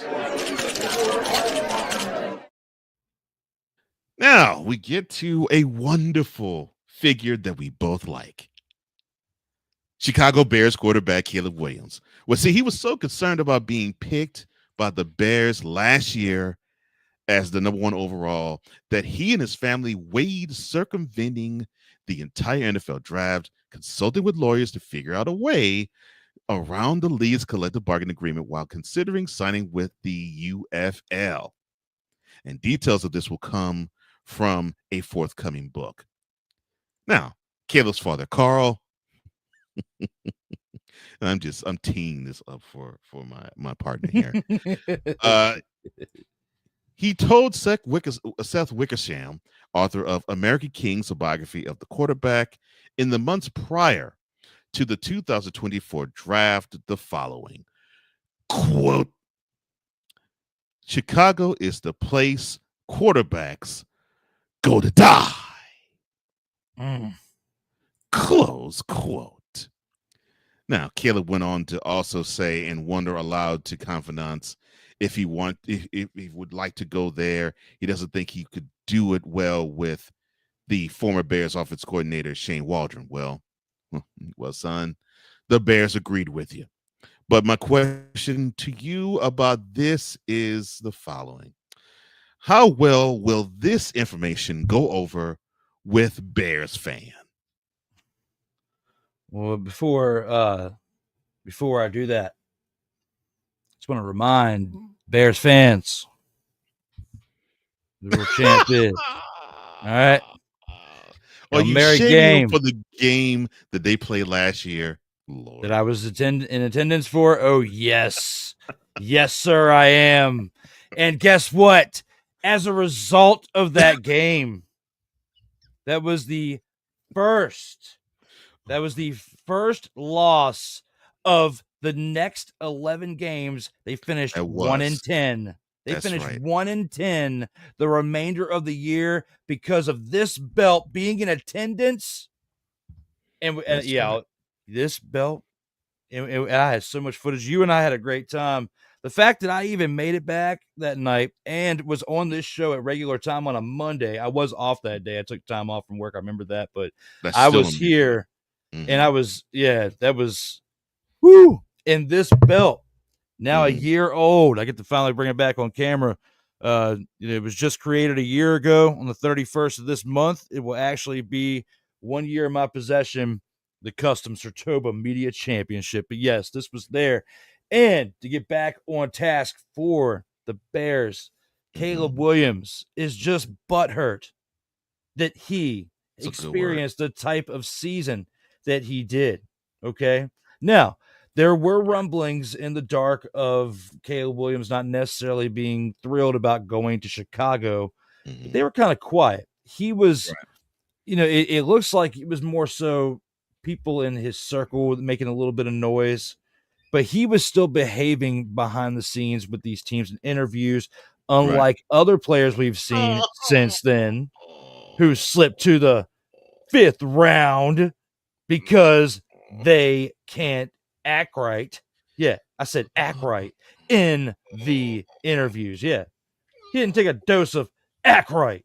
He should have attended a seminar hosted by Okay. in how to present yourself. Gotta love creativity. But yes, at least Yo Kang is professional with the people that he has to be like in attendance with. You know, you've got to treat it like a business. And he is a marketable person. I'll at least give it to Yo Kang. He has marketed himself as a fraud of the greatest of all time. And no, he is not, but at least he's a great person to work with in marketing and make you some money.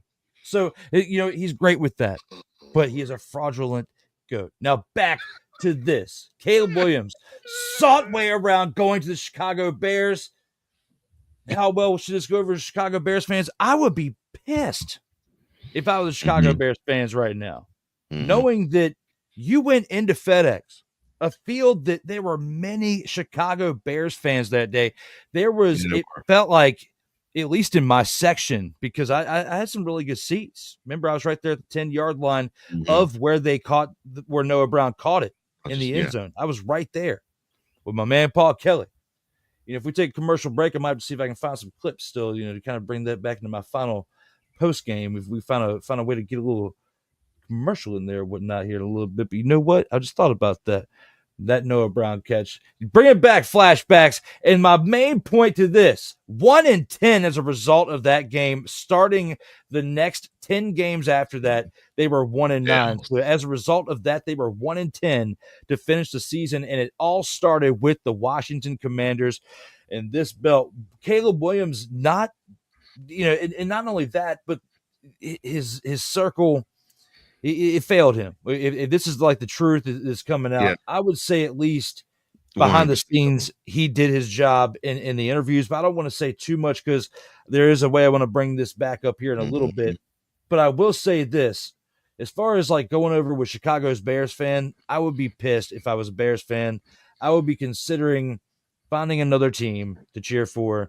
And, you know, the belt that I'm holding right now, it's not really a bad idea to consider coming on over to Washington. I usually don't, you know, ask for bandwagon fans. I really don't. I really don't. Why is he? I don't encourage it.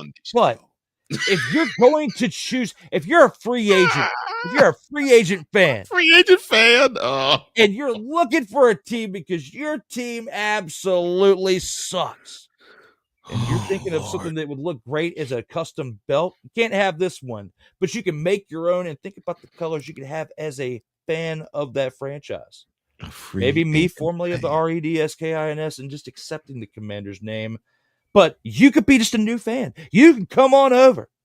If you like another team, preferably the Cowboys, and come on over, you would be my number one friend if you can come on over. Just if you could turn, it'd be like having a cult over here. You go from Cowboys to commit. No, we're not encouraging cults. But anyway, I'm just having a good time with this today. Caleb Williams definitely needs to step it up in year 2 because he had like a sophomore slump like year in year 1 after starting out with so much hype.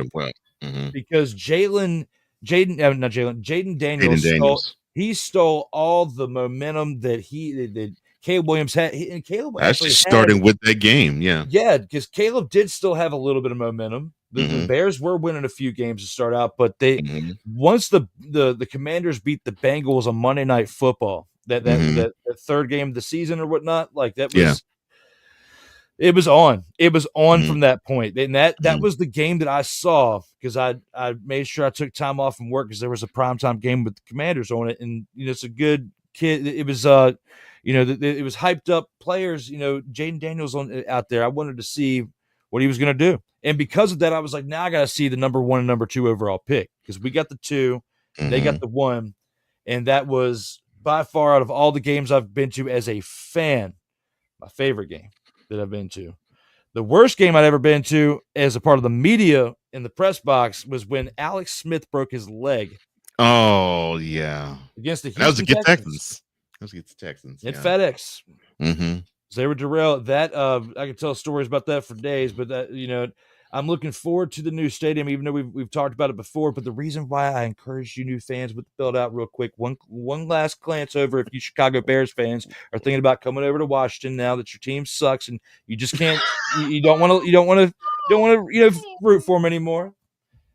Think about this new stadium. Glass roof, a lot to do around it. Yeah, we're gonna have to wait about 5 years or so, give or take a few months. We're gonna have a lot to do around.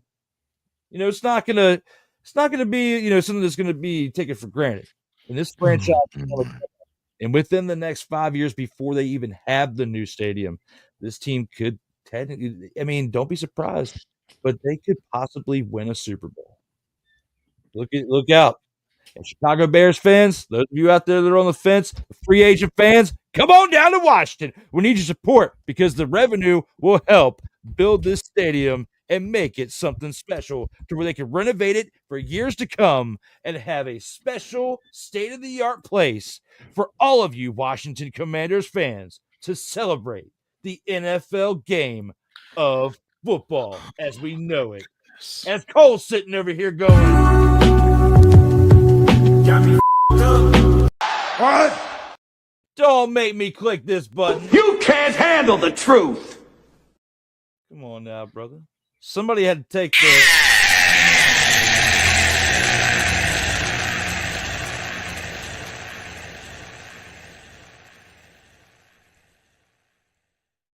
It's Championship Friday. I've been in promo mode for the past hour and a half. How do you like me now? A free agent fan. That's one of my. I came up with that on the fly. I never even said that before. I love it. Mercy. I'm like Macho Man. Ooh, yeah. Cream of the crop. Coming up with stuff on the fly. My name is The Rock. So many different characters in one. They call me D. Willie Wonka. Lord have mercy. And my brother here is recruiting Commanders fans on the show. Lord have mercy. Hey, you know what? You said we didn't have them, but I guess that's the.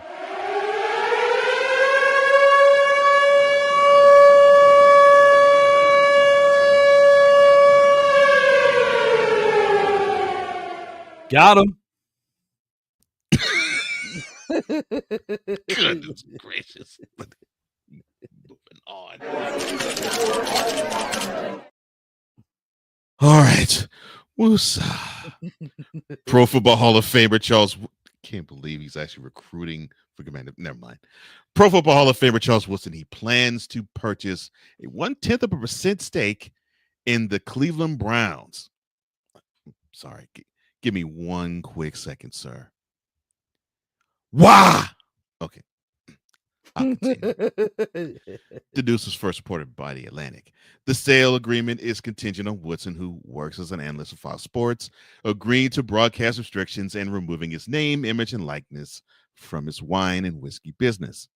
Now, the Raiders minority owner, Thomas Edward Patrick Brady Jr., who also, that sneeze for. I'm glad I got a chance to sneeze like that. Who works for Fox Sports, had to agree to similar broadcast restrictions before buying into the franchise, I should say. Meanwhile, Woodson would have to remove his name from his wine and whiskey business because it would violate the NFL's policy on alcohol. Now, last year, Forbes valued the Browns at $5.1 billion. A 0.1% stake would equal $5.1 million. Now, Woodson, who played 18 years for the Raiders and the Packers, retired from the NFL after the 2015 season and was inducted into the Pro Football Hall of Fame 4 years ago. Now, you're probably saying, well, wait a minute. Woodson, there isn't an Ohio tie. I mean, he went to Michigan for college and played with the Raiders and the Packers. And, that's Wisconsin, and was at his time, California.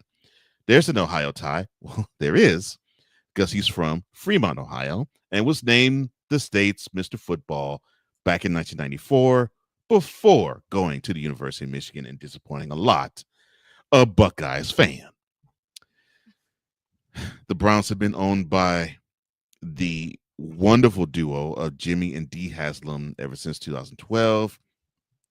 And for those who are in the know or in the slow, They are the ones who gave Deshaun Watson a $230 million guaranteed contract. I rest my case. My question to you, sir, is can anything, and I mean anything, help the moribund Cleveland Browns franchise? Anything? No, as I have a wrestling replica like belt of the brand, and I was discussing being in promo mode. Mm-hmm. When it comes to this right here, when it comes to Charles Woodson and buying a stake in the Browns, the only thing that comes to mind is 4 letters, 1 word, and it's not yeet. Yeet. It's hope. It's absolute hope for this team to do something in the future for Shadur Sanders' sake. If this kid is actually going to live up to the hype they're making with some unpadded drills of him slinging the football around. Of course, I can do that. Give me some shorts and a jersey, a couple bottles of Gatorade, and a whole day of not having to worry about going to work. Yeah, I can go sling the football around. Give me some BioFree, some ibuprofen. Yeah, probably 800 milligrams of ibuprofen for the day. 200 here, 400 there. You never know. But yeah, ibuprofen and BioFreeze. I'll sling it around too. I could do that. You can just sign me as an undrafted free agent. Keep me on the sidelines. I'm not playing during the game, but I'll take a little bit of that check. Same time, I can still put on a t-shirt, shorts, and my best shoes, do a little stretching, some BioFreeze, and sling a spiral here and there. They were talking about how great the kids' spiral is. But that's not going to save this franchise. Hope is, and that's someone like Charles Woodson coming in and doing something with that small stake, because you look at what Thomas Edward Patrick Brady II is doing with the Vegas Raiders. These allergies, I'll tell you, man. Give me the spotlight real quick. Lord, sir.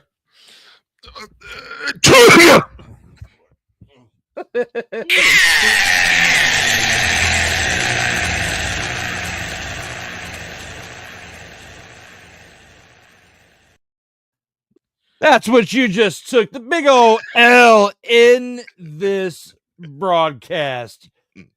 But yes, 4 letters, 1 word, hope is what I'm thinking when it comes to Charles Woodson, because they're not in any type of positive direction right now, Cole. I'm really concerned about this situation with Shadur Sanders and the length of his 4-year contract. I don't think he finishes it out in Cleveland, and I hope that he doesn't have to do something like go to the UFL. He could, but I mean, I just hope he doesn't have to go that route. I just hope him and Shiloh get a good, fair shake at it, even though we expected Shiloh to be an undrafted free agent. I mean, based on the amount of tape that he had, it was obvious. I don't do the draft boards or anything like that, but it's obvious based on the type of coverage that some players are getting and some aren't. Right. And we saw the biggest upset in history. This year in 2025 has been pretty weird. Okay. With all these different like historical things, and from sports to not sports, but in sports we have this that we're talking about with the slippage from a projected top 3 to top 5 pick, slipping to 9 to the Saints is what it was like. The last Mel Kiper Jr.'s draft board was saying that they thought that Shadur would not go any lower than a 9 to the Saints. That was, you remember? Like going go lower than 9. Then he slips all the way to the 5th, and it's because of what reports came out later about not interviewing well.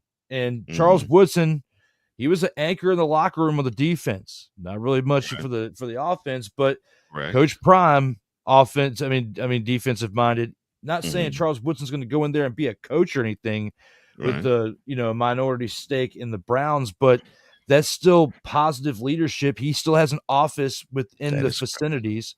He's still exposed to the players. He will still have some type of mentorship to these young players, and that's why I say, in a positive way, 4 letters, 1 word, not yeet. Hope. And that's what we got here today. Hope. Well, that is all the Browns are hanging their hopes on because it's looking mighty bleak. I mean, they have an organization that would choose another rookie 2 rounds before they choose Shadur Sanders as their quarterback. Poor Dylan Gabriel. I think he's going to get the short end of the stick too in this whole thing. Anyway, but yes. A tribe member has arrived, and we are glad to see him. One half of No Credentials Required, Ryan McCarthy. Nice. In in my saying of Thomas Edward Patrick Brady Jr., he said, "The third." Oh wait, that's another bit. It's good to see you, Ryan. Were you here for the promos that I did with the belt? Oh, If boy. so, let us know in the comments. If not, I'm gonna have to make it short because that Cole, we had a hell of a good time. That was fun. Oh, Lord, I can't believe that you actually literally went on a recruit trip to get more on the Commanders bandwagon. Goodness gracious. And did it on the show. Proudly. I thought it would make it authentic from a lifelong fan. Well, there you go. You are a lifelong fan, so that does With help. artwork. All the way Yes. from here, from my shoulder, all the way down to the elbow. Actually, pretty good artwork. Thank Really you. good artwork. I'll admit that. I'll definitely admit that. But I appreciate it. But Charles, man, I hope even though your financial stake is going to be minuscule, I hope whatever you can provide to the Browns is something that they haven't had before, because in the 26 years since they've been a franchise, they have been horrible. Save for 3 seasons they've actually made it to the playoffs. But yeah, I agree with you.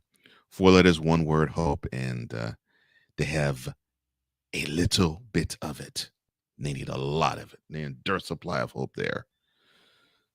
Lord, I guess John Facenda was right. I guess I thought it was Cleveland Stadium, but I guess it just might be just anywhere that Cleveland plays.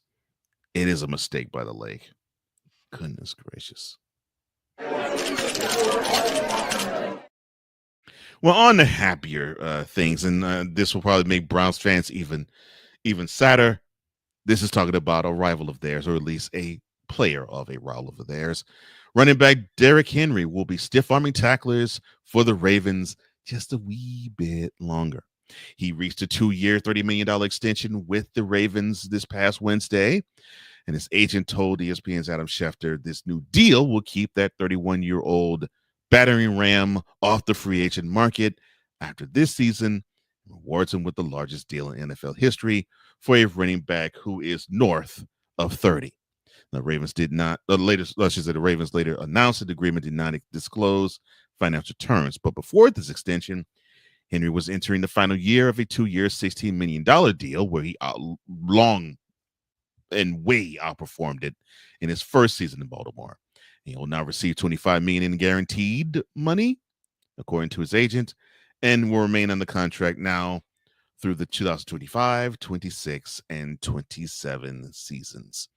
Now, my question to you is, do you believe the Ravens overextended themselves with Henry's contract? Not at all. You needed to do this. You needed to lock him in for the next few years. And it may seem like a lot of money, but they're getting more in salary cap each year. Their money, the average money's going up, and he's still the top running back in the league. And the rest of the team failed him in several different ways in that last game. And Mark Andrews dropping that touchdown pass where we would be talking about different results today, where he was our snowflake. I think it was my snowflake of the week. He was yours, yeah. That week. But still, Derrick Henry, a huge part of why they had the success that they did last year. Yeah. And they should have been in the Super Bowl. And had they made it, I feel like the Eagles might have lost that game going against that type of offense, because the Ravens offense, when they were clicking with Likely, and if they had Andrews clicking together, man, that's something special if you don't have that drop pass in the end zone. And with this signing of Derrick Henry, to have him locked up for 3 years. He was already getting underpaid in several different points of his career with the numbers he was putting up. Yeah. This is like back pay, and the Ravens are like saying, hey, we don't mind giving you a little bit of that back pay. You just do it with us. We're going to try to go get a Super Bowl, maybe 2, because Lamar's still young enough and mobile enough. We've got other weapons like Likely. We've got a decent offensive line. Our defense in itself is pretty nasty. So our kicker, we had to kick him off the team because he couldn't keep the towel, to himself. Like Deshaun Watson over there, who's been bounced around, and karma got to him physically with injuries over there with Deshaun Watson. Right. So now you have a situation where your kicker's gone. Well, they did draft another one, but this one that you let go was the greatest one of all time. However, over there, you're freeing that money up because you're not going to be overly paying a kicker who will be sticking around for another 5 years on a decline, because he's been declining over the majority of the past 3 to 4 years. Like it hasn't been that much of a dip until this past year, but we now know why, because he was worried about the Diddy lotion that he had for his massage therapy sessions. Yeah, speaking of dipping, yeah.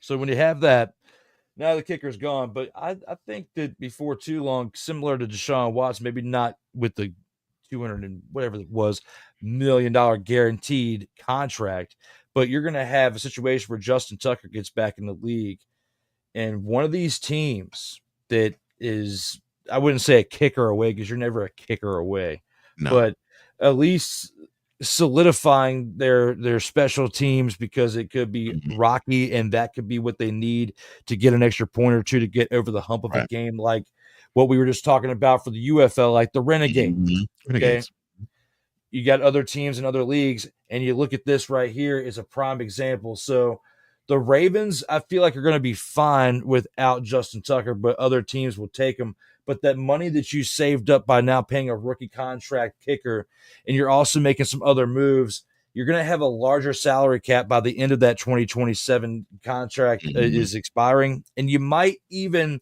have a healthy enough Derrick Henry that you're comfortable enough signing him for another 2 years, maybe not 3, but for another 2, makes him happy. You could technically not only get 1, 2, but 3 potential Super Bowls in the next 4 to 5 years with the healthy Derrick Henry, because he seems motivated more now than ever. He's on the best team he's ever played on, not playing for a garbage team like he did in Tennessee. This is huge for him. This is huge for the Ravens, because they've been looking for that type of cornerstone at running back, and they've got the best one in the league. I know Saquon had the year that he did, but they were neck and neck for a good portion of the year, and Derrick Henry and them wanted to win a Super Bowl, even though the Eagles made it happen and Saquon almost broke the record. You got to look at what Derrick Henry was doing. I think what they pushed each other throughout the majority of like 14, 15 weeks, if not at least a good 13, 14 weeks of this season in 2024, you wouldn't have had the great numbers from both running backs throughout this year, neck and neck for a good portion of that, had it not been both of them going to new starts that they fit those systems very well on a very well-rounded team. Could be either a good sophomore year for these players and with new teams, or could be absolute downfall. I just hope it's the Eagles in my division. I was about to say, I know you would like to see the downfall of the Eagles. I know that. Sorry, Dante, but that is for certain. I know you know. I know that for a fact. But commies, it's their time. Let them win one. Not let them, but I mean, just accept. Just accept one. I've accepted the Eagles winning a couple now. It's our turn. It's our turn. This is a smart contract, and I say from the standpoint of you award not too much money, man. It's not too much. Yeah, you award. Yeah, you made a really good point. You award Henry the money that he hadn't seen when he was playing with the Titans, and he's getting back pay, but he actually earned every bit of it and then some. And it could be double laced with, okay, yeah, this is back pay, and we saw how you were. We saw how you grinded with us the first year, and your presence actually made number 8 even better. Oh yeah, you need to be on this team a little longer. And the length of it was perfect. the money aspect was perfect too. And I'm like, okay, so that's a good way to get him motivated. And like you said, if he stays healthy after 2027, guaranteed you'll see another 2-year contract slide in front of him. And I think this will serve as wonderful incentive for him to grind for at least one, if not another chip, another 2 chips for the Ravens too. I agree with you. I think this is a really good way of awarding Henry, but giving him just enough hunger still. Not to say that the Ravens don't think he can do it or it feels as though he has to prove himself, but it gives him just enough hunger to where it's like, yeah, I think I can play past this contract. And I like that. I think the length is perfect. I think the money value is perfect too. And you mentioned it. It doesn't hurt the team at all. So it's a win-win all the way around. And unlike the Browns organization, the Ravens are on the better end of how they do things on the in the front office. Over the course of the next decade, we could be seeing multiple teams on this side of the East Coast, like the battle of the beltways between the Ooh, God. Commanders. You got the Ravens, and then you got to factor the Eagles, even though they're in the same division as the Commanders. But with the Ravens, it's very similar. They do have like a little bit of a beefiness going on because it's like the battle Mhm. of the beltways. They're not too far from each other, so. Right. I think these 3 teams are going to don't be surprised if 10 years from now. It started in 2024 when the Eagles finally won with Jalen Hurts. Well, in 2025, but you know what I'm saying, the 2024 season. 24 season. Yeah. The 2024 season with Jaden Daniels being drafted to the Commanders and success they had, what the Eagles did that year with that Super Bowl, the Ravens locking up, Derrick Henry for the first of what would be 4 years at minimum because of this 3-year contract extension. So within this time frame, within the next 10 years, I feel like these 3 teams are going to win multiple Super Bowls, not just one. The Eagles will win multiple because they've already got the one up. They've got one right now. But you're going to have the Commanders win a Super Bowl in the next 10 years, and you're going to have the Ravens win one, if not 2. They should. And if they don't, it'll be a damn shame. Just like you have teams like the Buffalo Bills and other teams like Boat. Yeah. yes, and the Boat. Chargers of the past too, and other Mhm. teams that coulda, shoulda, woulda, but teams that had no business being in the conference championship games or beating them in the division round, or if they were lucky enough to get the conference round, beat them, and then the team that shouldn't have been in the Super Bowl was winning. So I just don't feel that's going to be the scenario with this. These East Coast teams are going to be dominating over the course of the next decade. Eagles got one up. I feel like they're going to get to at least one more. The Ravens get to 2. The Commanders get at least 1, and don't be surprised if they get 2. And these 3 teams, over the course of the next 10 from 2024 on, win multiple Super Bowls. Ooh, man. The Mid-Atlantic Championships. Well, I mean, the way actually all 3 in the front office have been moving, I can see that. I can totally see that. The issue I have definitely with the Eagles was Saquon a 1-year wonder. Now, a lot of the issue that the Giants had was, well, yeah, he may have wanted to tread out on his tires.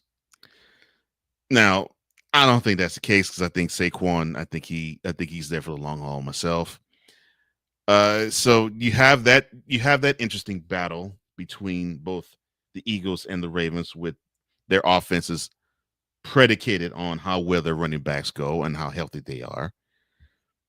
And with the Eagles and Commanders, you have the 2 young quarterbacks. One's a little more seasoned, of course, than the other.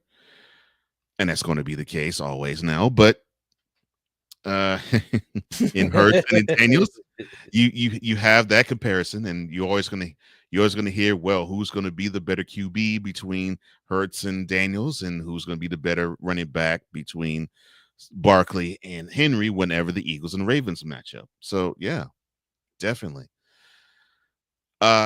I think this will free up a lot of what the Ravens still want to do, and I really do feel for them if they can make this work, and if they do make it work and they do win championships, then you can point to this deal as one of the ways that they actually solidified it. But I agree with you. If they still go over, I feel for the whole organization, because I know they have marketed their way and they have built their way into feeling as though they can win with a heavy dose of Lamar Jackson, now with a teammate in Derrick Henry and stubborn, stout defense. And so now this shows that you are locked in on this is the way you're going to win. And if they stumble and they stub their toe each and every year, yeah, I feel for them too. Wow.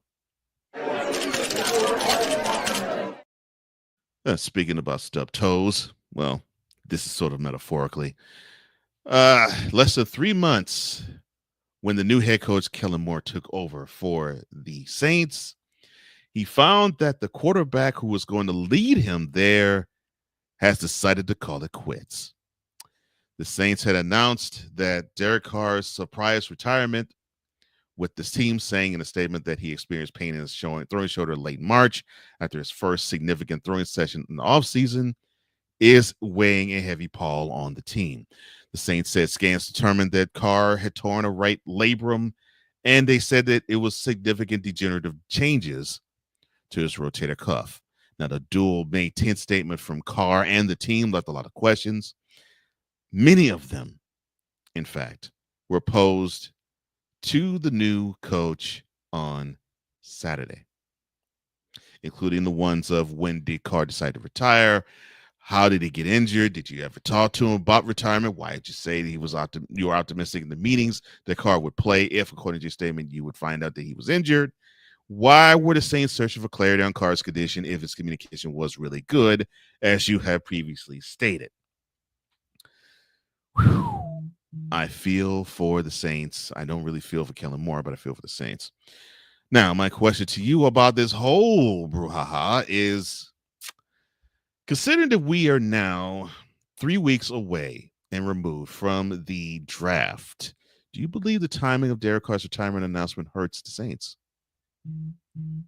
Absolutely, because he waited till after the draft when they could have traded up or really considered in the 4th or 5th round or potentially sooner picking up Shedeur Sanders, but they didn't do it because they were slated to potentially have him slip to them at 9, with like we were just talking about earlier with the Mel Kiper Jr. thing, but nobody anticipated him slipping to the 5th round. But here for the Saints, I feel like they dropped the ball in this draft because, you're not going to get Kirk. I mean, you're not going to get Aaron Rodgers. I'm sorry. No. Aaron Rodgers is, holding out most likely for an opportunity to go to the Vikings. And then if he can't, he's definitely going to slide into Pittsburgh.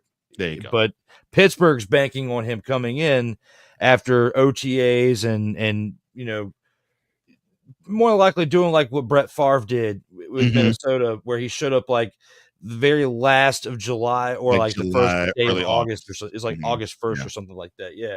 I just remember him getting off the plane and jogging down. And then the next day we're seeing clips of him after his first practice where he's in just a jersey and shorts. Throughout the next week, he doesn't even play in the first preseason game or two. Maybe didn't even play in the preseason at all. But I think Brett Favre did play in that first preseason, but the very last game of it for a few snaps, right? Because you get the timing down with the team in live action. But he didn't play like a whole quarter or anything. But then the next year, of course, he just showed up at the end of August again, and then they got their expletive kick because they absolutely sucked that year. But horrible, yeah. And then the streak ended and all sorts of stuff. But with all that, with Derek Carr and the Saints, I don't think it was as much of a surprise as like Andrew Luck, but very similar circumstances where the amount of injuries just take their toll on them, and they can't take it anymore. And it was he had an injury here. It was going to take time. He would be on the shelf. They were saying at first potentially he might miss the entirety of the season. but with a chance to be able to come back at some point. But you think about the amount of time he had to put into rehab. Andrew Luck's talked about it now, several years removed from that situation. It took him a while. We were wondering for quite some time what the situation was with that, but we got the answers, and very similar to what Derek Carr could have been listening to when Andrew Luck started really talking about it over the course of the past year, and maybe thought about it with this injury, like, hey, I'm going to have to rehab hard for the next 7, 8, 9 months and maybe get to play at the end if they're competitive. If not, next year, it's a lot of work to put into it. And you'd be 35 years old at that point, going into 36. You're 34 now. So it's a lot of work to put into for somebody who's in the mid 30s and hasn't been consistently all that great since he got that last contract that he signed for back in March of 2023. So, I mean, he did pretty decent with the Raiders the year before, but in 2022 he signed the 3-year, $121.5 million contract with the Raiders, including a no trade clause. But then we ended up knowing how all that worked out to where he was released at the end of the season. He did bank a decent amount of money from that deal, but then the Saints signed him to a 4-year contract with 150 million. So he's got 2 years into that contract right there. That's like $75 million right there. The guy's been paid. So he's probably sitting there thinking about the amount of rehab, the amount of time he's going to put into it. It's not worth it. So at this point, might as well just take the money and like the quality of life that you can have after you do end up doing this rehab that you're going to do. But there's a difference between rehabbing for everyday life and rehabbing to be a professional athlete. Right. And there's the amount of time, like you're putting in 2 to 3 to 4 times the amount, 2 to 3 to 4 amount of effort as far as like hours in a day and physical therapy every day. Yeah. Just to be able to do what you once did. And some people, depending on the type of injury, can work themselves out and can heal in other ways where they might have been worn down and come back better than ever. But then you usually have to be younger, and and it just kind of has to be the odds in your favor, and depending on the type of injury too. This one's tough, to come back from, and especially when it deals with throwing and throwing power. And he hasn't been the Derek Carr of what we were used to seeing in 2022 and 2021 previously. He had that one great year, with Gruden, when Gruden came in, and you could now say that situation with Gruden could have, I wouldn't say ruined Derek Carr's career, because he still got paid. He still did decent enough to where he was getting paid with the Raiders, then released after that contract extension. And then the Saints picked him up for a 4-year, $150 million deal that he got 2 years into before he just now announced his retirement.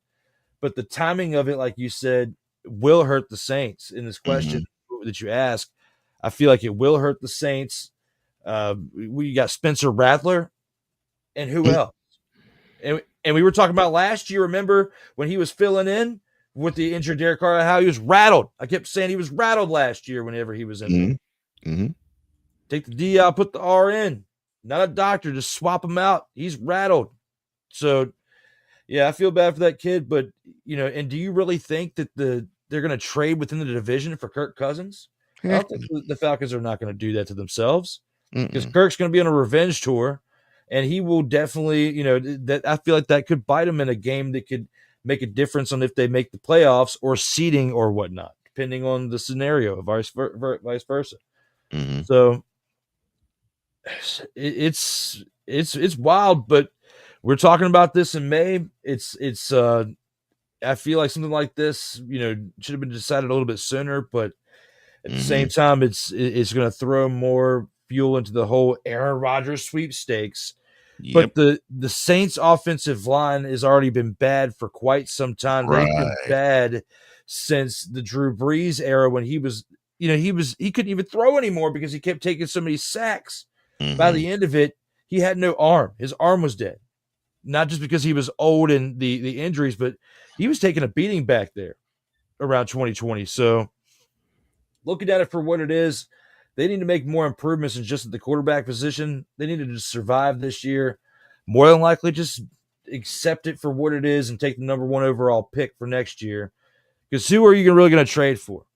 Unless you think that the Browns are going to give up Shadur Sanders at this point? I don't think so. Give up? No. Would not give up, but I mean, you'd have to give up a decent amount of capital. That's right. And I don't see the Saints giving up that much capital to them. And they'd be owning up to him. They'd be saying they just basically made a mistake. You know, whether it was letting him still slip to the fifth and they didn't take him, because they could have made the same trade up that the Browns made to take him like they did, because they had to trade up to get him. So I don't know, but whether they trade for a quarterback or not, if you're the quarterback, you might not want to go there. But if you're another quarterback who wanted to cry and complain about where he was going last year, even though he was the number 1 overall pick, just be lucky you're not playing for the Saints, because at least the Bears tried this offseason. Yeah, I agree. But I do think, this retirement, it shot the Saints in the foot. I think I really do believe they felt in the draft, we're fine. I mean, we drafted Spencer Rattler, who, well, he's not all these great shakes. He's not bad, but he's definitely not a starter. So we have someone young, and we have Derek Carr, and then of course with a couple of snaps a game, we could throw Taysom Hill in the center. But besides those things, well, we're good. All we need is to have is Derek Carr to be healthy. Now you won't have him at all. And you could have solved that issue by drafting any QB. It didn't necessarily have to be Shadur Sanders, any QB in the draft, but no, you thought you were going to have Derek Carr for the 2025 season, and the communication was porous, and you found out that you didn't. I hate that for you. What a damn shame. Yeah. Well, that's it for the Grand Scoop. And we'll take a slight commercial break, and when we come back, 2-minute drill, and who's going to be our snowflake.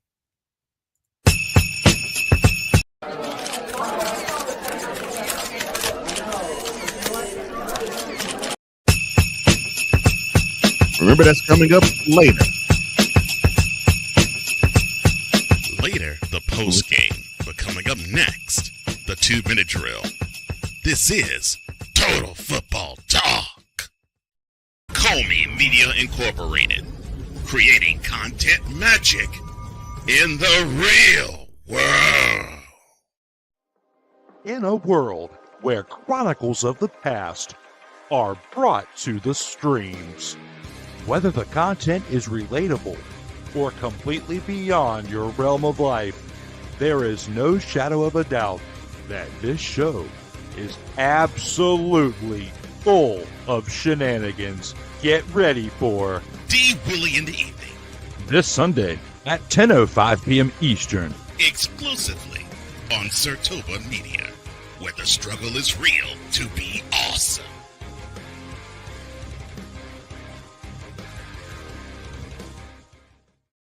Hey, ladies and gentlemen.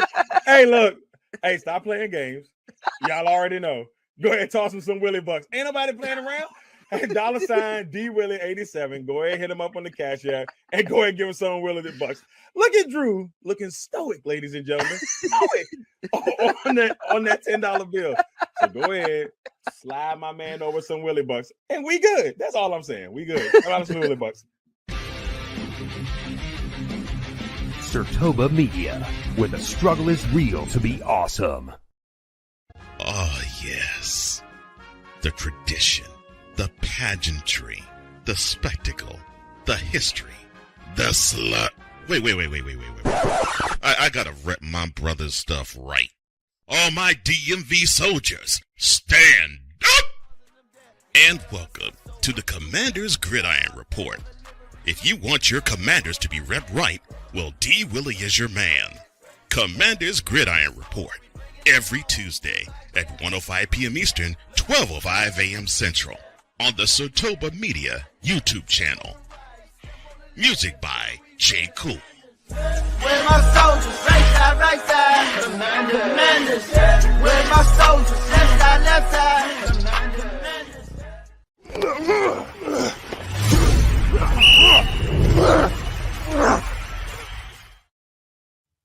Time for the 2-minute drill as you are inside Total Football Talk, episode 84 with Drew Willingham. I am Cole Johnson.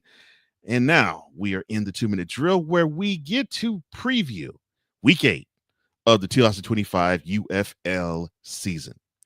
And we will have these 4 that we will talk about, these 4 wonderful games on tap. And the first one will be tonight. It'll be the Showboats at 1-6. They are traveling to San Antonio to play the Brahmas, who are, 1-6, who are also 1-6. Ouch. Well, the home team, the Brahmas, they're favored by 1.5. Who you have in this one, sir? You know, with this right here, looking at these two teams, this is definitely the Dumpster Pelican Bowl of the entire season.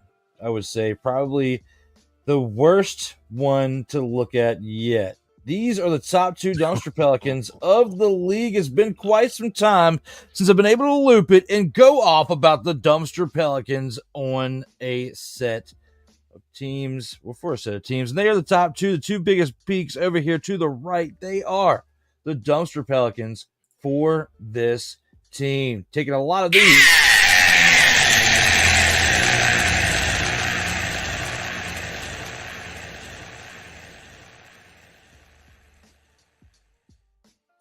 The trend continues. They both find a way to take an L. They both tie in this game. That's how it ends. Doesn't matter. They're not going to the playoffs anyway. They're tying. Wow. I've never had a prediction that way. I just feel like it's going to suck that bad that they're going to go to overtime, still can't score, still can't take command and take a win. So they're just going to give it to a tie and say, hey, guys, doesn't matter. We're not going to let you get hurt. This is going to be a glorified scrimmage. This is going to be tied up at 16 all. And they go to overtime and it ends in a tie. He's predicting a tie. Okay, this is going to be interesting. Yeah, Dumpster Pelican Bowl. Oh my gosh, no. Hey. Who's giving them the business? All right, so who'd you pick? Oh, I'm sorry. I'll go with Showboats. Why not? I'll go with Showboats.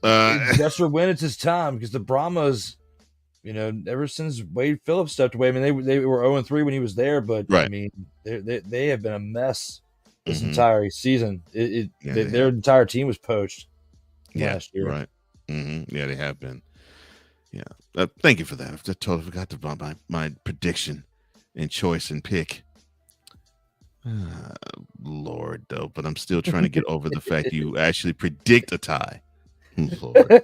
I've never done that before, and it's probably not going to happen. But hey, wishful thinking for something that at least would make it more entertaining of them not being able to score. What if it was the fact that neither one of them could score, and if they were just kicking field goals? And it was 9-9 with 18 seconds left. And on the line is a 49-yard field goal attempt, and he shanks it to the left as time expires. We're going to overtime, ladies and gentlemen, and then back and forth. Missed opportunity here, missed opportunity there. A failed attempt on 4th down here, turnover on downs, a fumble there, and by the end of overtime, no score. Ends with a 9-9 score. That's my prediction. 9-9 or 12-12. Get back to me at the time of game day. Well, you know what? I'm just going to say it now. 12-12. Oh my gosh. There you have it. The Showboats and the Brahmas are going to finish tonight's game 12-12. Oh my gosh. Hey. Who's giving them the business? All right, from 2 1-6 teams to the Stallions visiting the Battlehawks, and both of them are 2 5-2 teams. I'm sorry. At the same time too, which is weird. Yeah, there's 2 games at the same time. Yes. I'm sorry. The game on Friday, Fox will carry that at 8 p.m. all times of Eastern. Fox will carry this game Saturday at 1 p.m. The homebound Battlehawks, they are a very slight 1.5 point favorite. you have in this battle who's going to take the 6th win for their season.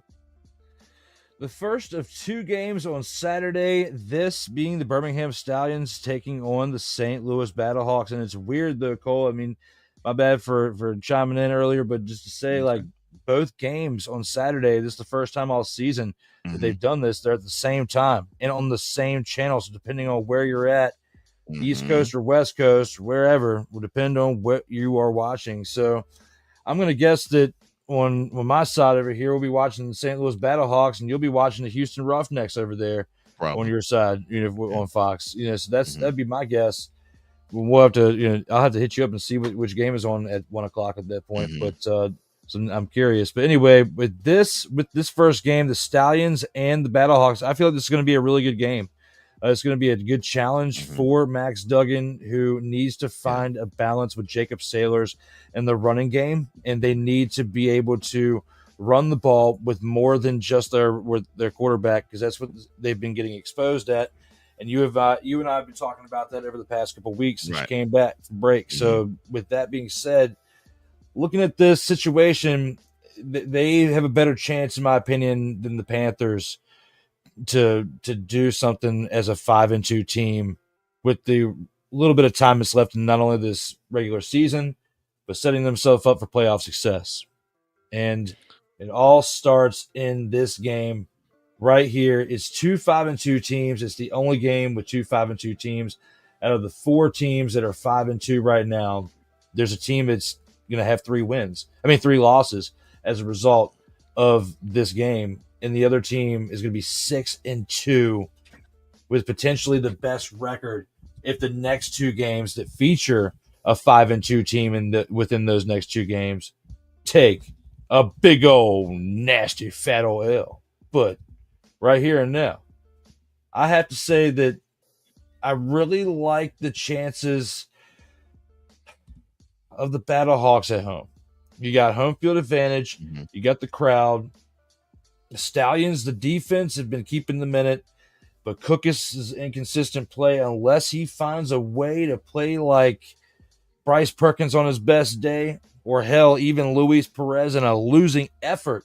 That's what's going to take, like what happened this past week against him, a performance like that to win as a starting quarterback performance against this St. Louis Battlehawks team, because Duggan can run the ball, not just throw it.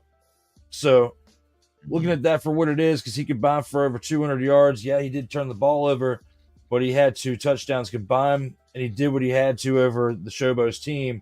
You can't play like that against this Stallions defense. But at the same time, I just don't think the Stallions offense has enough to go against the Battlehawks' current defense. And you're in St. Louis, it's going to be loud because they are still loving the fact that they have professional football and they have a chance to do something that they could not do last year and make some noise in professional football playoffs. You look around, Memphis Showboats, you look around to other different teams within this UFL league, there's hardly any attendance, but the St. Louis Battlehawks will have a decent amount in attendance for this game. I will be surprised, actually, now looking back on it, if this Panthers and Roughnecks game that we're about to talk about is actually on your TV, because the 2 5-2 teams should be on your TV for Fox at 1. And it's stupid that they're both at the same time on the same channel. Yeah. Same channel platform. Too. Yeah.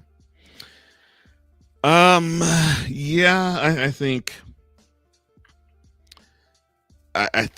the unit that carries the day for me would be the Battlehawks defense. I agree with you. I think they're the best unit of all of them, of all 6 that you could put on the field.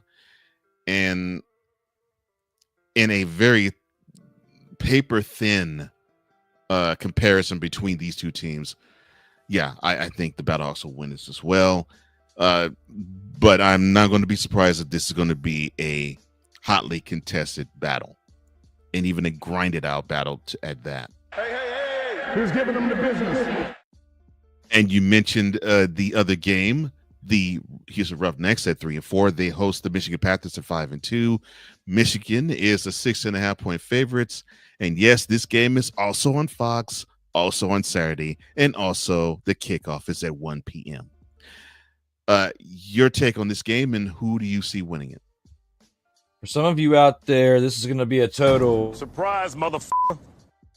but I'm predicting the upset with the Houston Roughnecks winning at home. They've displayed in other times throughout this season that they can upset these teams and hang tough.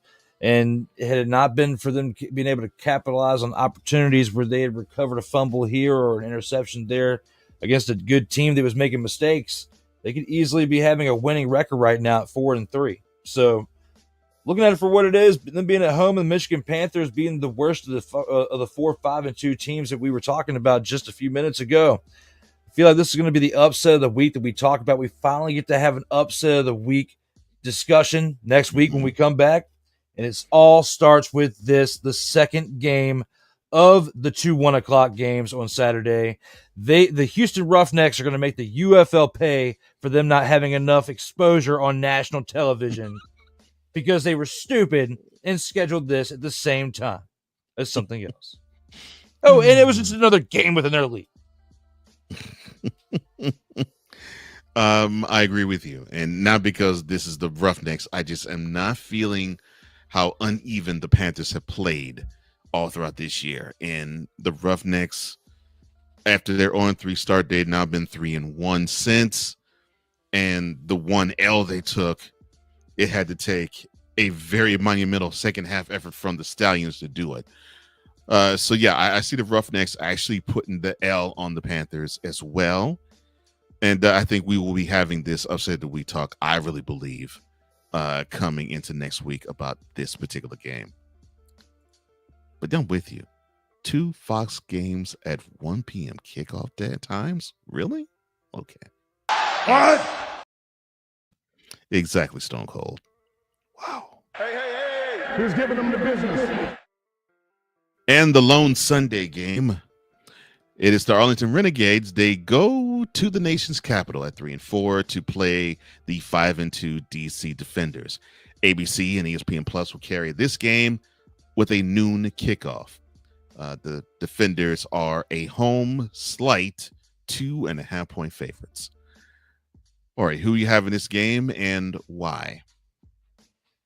This one's tough because the Defenders, yes, they won the last game, and to me, it was kind of a letdown. The fact that Jordan Ta'amu had to completely carry the team on his back and set them up the way that he did, for them to win the game. But you're also playing against the Brahmas, who you knocked down to 1-6 after coming into the game 1-5, and you're at home for this game. You were definitely on the road for this past one. And looking back at it, now that you're at home, it can make things a little bit easier. The Renegades are going to be pissed because they've lost 3 straight games. And if they have any hope of winning this next game and doing something against this Defenders team, or doing anything for the remaining 3 games of the season, it's got to start right now. The Defenders have scored 163 points throughout this season, but they've given up almost as much as they've scored. They've scored 163 points, but given up 157. Look at what the Renegades have done. They're not far back as far as 146 points scored, but they've given up about 30 points less, which tells you their defense has been doing a lot better job containing the other team's offense throughout the majority of these games over the past month and a half. So I think the Renegades have a shot coming here and upset the Defenders. It's not going to be as much as an upset as what I'm predicting with the Roughnecks. And hell, you could say it's really not as much of as an upset because both of these teams are 3-4. I'm basically predicting 2 upsets of 2 under 500 teams that are going to get to 500 by beating 2 teams that are 5-2. And that's my prediction for this. I feel like it's going to get shooken up here in week 8 to where we're going to have 2 weeks left and a lot of different scenarios could happen within the remaining 2 weeks of the season. So you're going with the Renegades on the road beating the Defenders. Okay. Interesting. All right. Well, I could be wrong, but I got a feeling. you might be right. Unfortunately, I somewhat disagree with you on that. I think the Renegades. Now I'll say this though: if Luis Perez puts forth a 300-yard performance like he did this past week, you might be right. I just don't. I see the defenders' defense actually carrying the day. Do I see Jordan Ta'amu giving us the similar type of game as he did this past week? Not really, but I think the defense will carry him. I think it'll be just enough, and I think the defenders will win it. But this will not be easy. This game will be very tightly contested and close. But yeah, I have the homebound DC defenders taking it all. Well, that is it for the 2-minute drill. Who was your picks? We would love to hear who you think is going to win the games in Week 8 of the 2025 UFL season. But we are not done just yet.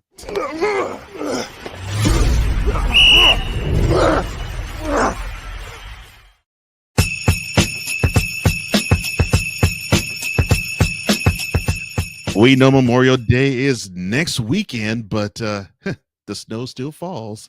This is time for Snowflake of the Week, and I'm just getting the feeling that my partner here is going to be giddy about his. All right, Drew, who is yours?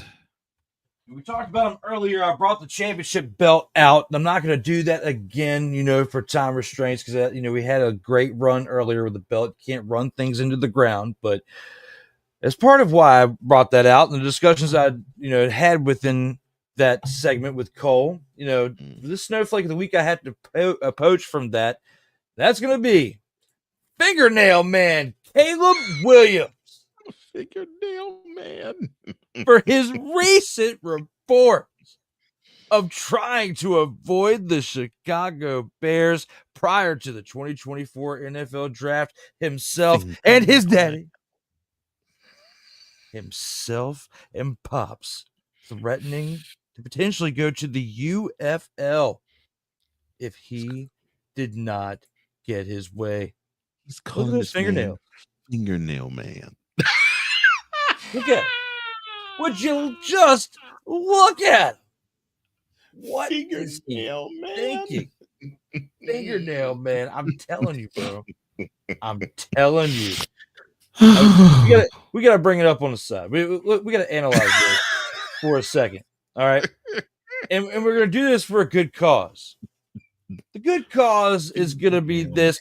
I'm gonna bring up, like I had suggested earlier, and I'm glad that, we were able to make it happen, because I was able to go grab a clip from the past. Because we talk about right here, I made a graphic. He's the Snowflake of the Week based on the recent reports of him somehow putting a heist on the draft last year, even though it apparently didn't work. Because this could just be people grasping at straws out there trying to get some type of media attention. Who knows? Even though there's multiple outlets that are reporting it. But it goes to show, like what we were talking about earlier, I think that he handled the behind the scenes well, but certain people in his camp were a little bit too vocal. All right. But regardless of the fact, you're a number 1 overall pick, can't really conduct where you're going to be drafted. If you did say somewhere within the negotiation process you were threatening to go to the UFL, that is stupid, because you'll be making like a fraction of what you would be making as a starting quarterback in the UFL than what you would be making as number 1 overall pick in the NFL. And you don't have like another sport you can fall back on, like baseball, like John Elway. You can go to cosmetology class and go paint fingernails and play with wigs all day, because it's apparently what you're doing is you look up at the Snowflake of the Week graphic, you Fingernail Man, and this clip right here. Yeah, Fingernail Man, that's what you are. Guess what? Bowling balls cover Fingernail Man's fingernail. But you know what you can't cover up? which is served by big old fat old stinker.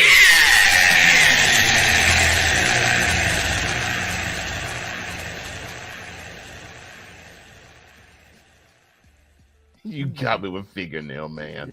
Oh my gosh. For those that don't know, yes, Caleb Williams, he likes to paint. I don't know what the heck he wants on his nails. Makes it more aerodynamic. Oh my gosh. Oh, fingernail man. Lord have mercy. Fingernail man, snowflake of the week. If this is true, because there was somebody else that I had in my mind before you had called dibs, but I was going to let you have that because you want to go more in depth on that next week, and I respect your take on that. But Right, thank you. before you had said that, I was thinking about that, but I shifted gears, and then when this story came about, it's perfect snowflake of the week because yes. Looking back at that Hail Mary game, I loved being in attendance for. They were wearing this jersey. I was wearing this jersey in the moment with the hat, with the championship. Paul Kelly and all. Fingernail man goes out there and lays an egg. JD leads the Hail Mary play, and the Commies get the win, get all the way to the NFC Championship game, and that was the first of what would be 10 out of 11 losses within those last 11 games of that season for the Bears. And that's why, with all the reports, you're just trying to find a way to deflect, to have not the fact that you were 1-10 in the last 11 games of the year, and it all started with the Hail Mary game. That's what you're trying to deflect from. No, you are Fingernail Man, and you just need to accept it. Take the...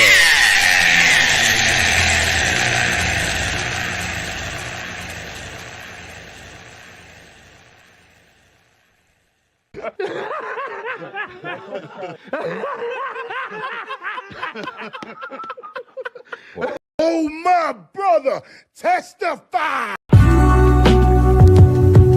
Got me up. Yeah. What?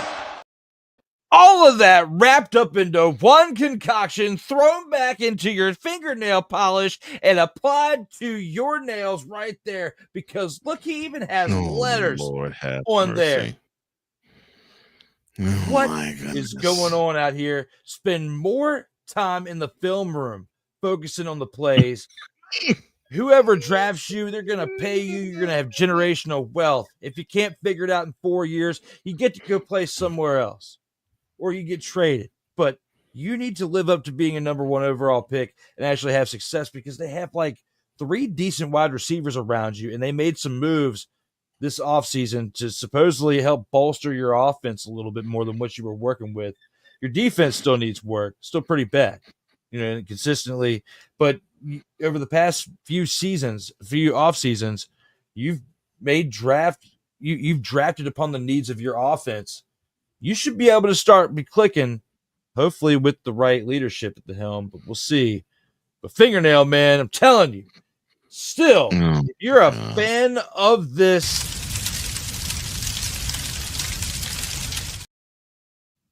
get ready for more and more of this.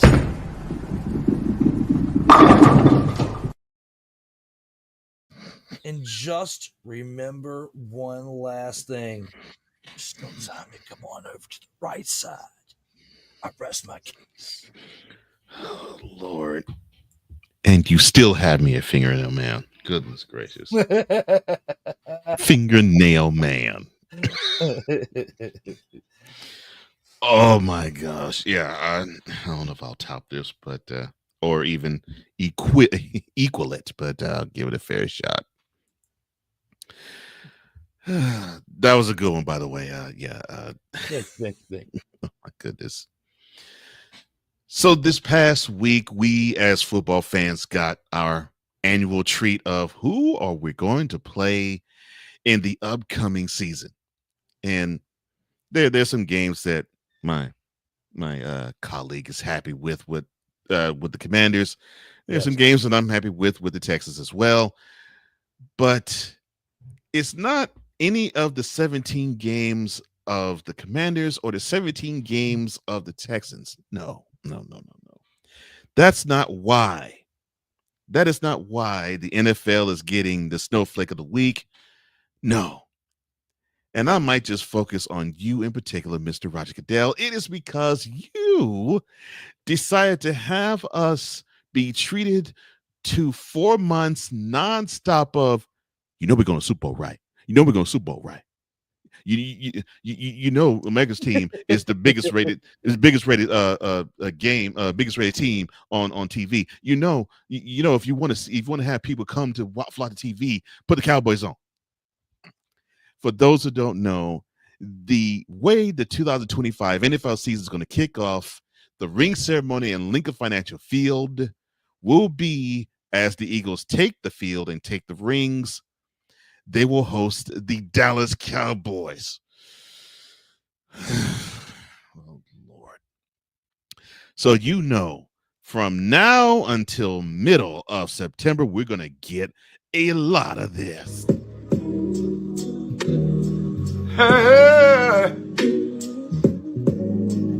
Ain't nobody calling me.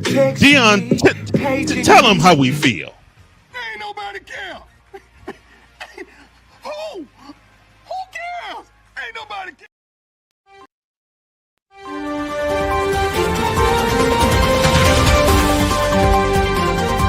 Oh, yeah. It's time to break it. It's been 29 years since the Cowboys have even sniffed an NFC championship game, let alone championship, with hoisting the George Halas Trophy in the air or a Super Bowl trophy. And it will be 30 because Gerald has not done a thing to address what you need most, which is, let me guess. Oh, yeah, that's what the Eagles actually have. A stout offensive line and a running game. You all thought that, we're going to be eating because you found somebody opposite CD Lamb? Really? So George Pickens is going to be the reason Cowboys cook. Like someone said in the chat earlier, the Cowboys going to be 12-5 or 11-6. Welcome, Sir Cam, but unfortunately...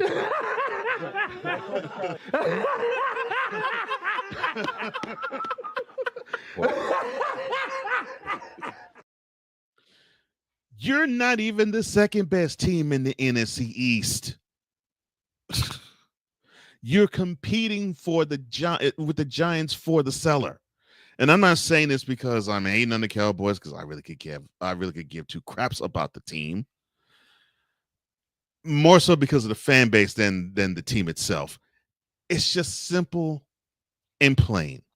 You're going to go on the field and you're going to see the biggest reason why you all are so many leagues behind the Eagles. And then you're going to see why you are so many leagues behind the Commanders when you play them on Christmas Day. Now, I'll get back to the Commanders in a second. The reason why I'm putting you on blast, Shield, is we do not need to hear Cowboys fan claim they claimed a Super Bowl because they get to play the very first game of the season. They didn't earn it.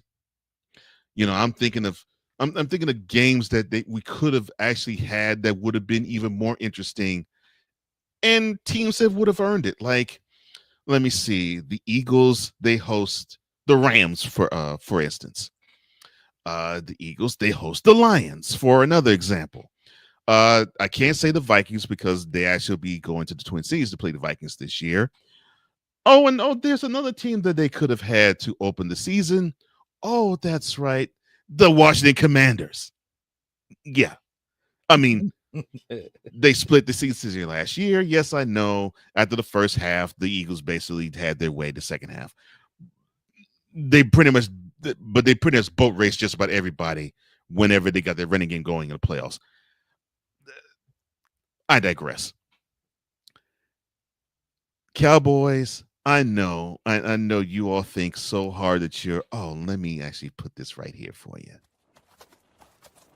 This has been yet another beating a dead horse presentation. I know that you all think that you're America's team Cowboys fan. I know that, but here's the thing. America has been a country that actually likes winners. They don't like mediocrity. And the Cowboys, that wonderful blue star with the silver helmet, I don't know what color you actually call your pants that you wear when you wear your white jerseys, something like a sea blue or some ridiculous color. When you take the field with that, you all are the picture of mediocrity. You all are the quintessential understanding and definition of mediocrity. But a team like, say, I don't know, the Commanders, they aren't. And I'm seeing more and more people actually jumping on that bandwagon. They see Josh Harris, the majority owner of the team. They see the minority owner of the team, Magic Johnson, and say, oh, we might have to hitch our wagon to that. And then they see the star of the show, one Mr. Jaden Daniels, and everybody wants to hop on. I'm not saying it to hate. I'm saying it as an observation. That is America's team, because you're going to have a whole lot of people rooting for that squad to get a ring, a whole lot more so than the boring traditional star to get theirs, because it's going to be another year where I'll get to say 31 years and counting Cowboys fan, because Gerald thinks that it's nothing more that the Cowboys are, I should say, than an investment. I hope you enjoy what your owner believes is the best players that he could get and could assemble on your now I can't say moribund, on your mediocre squad. Because you're going to see another 7-10. You might be lucky if it's 8-9. You actually might be lucky if it's 9-8. But if you feel as though it's going to be one of those 12-5, 13-4, or 14-3 seasons, Charlie.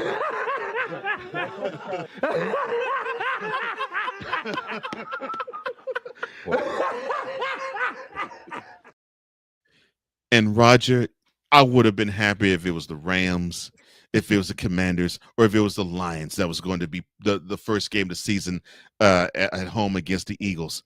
I would have on the road against the Eagles. I would have been happy if it was any of those three teams. I would have been happy if it was even the Giants. And we all know the Giants are circling the doggone drain. I'd be happy if it was the Giants.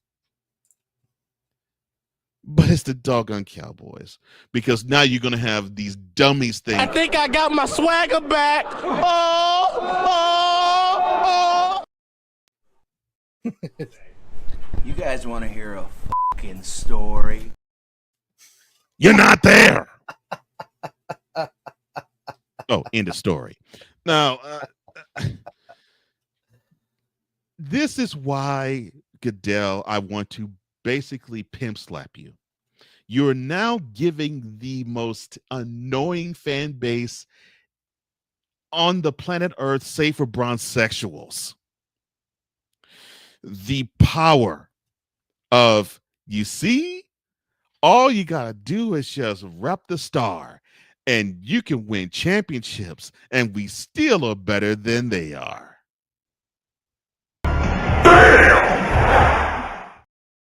And unfortunately, because you keep putting this ridiculous team on TV time and time again, you prove them right.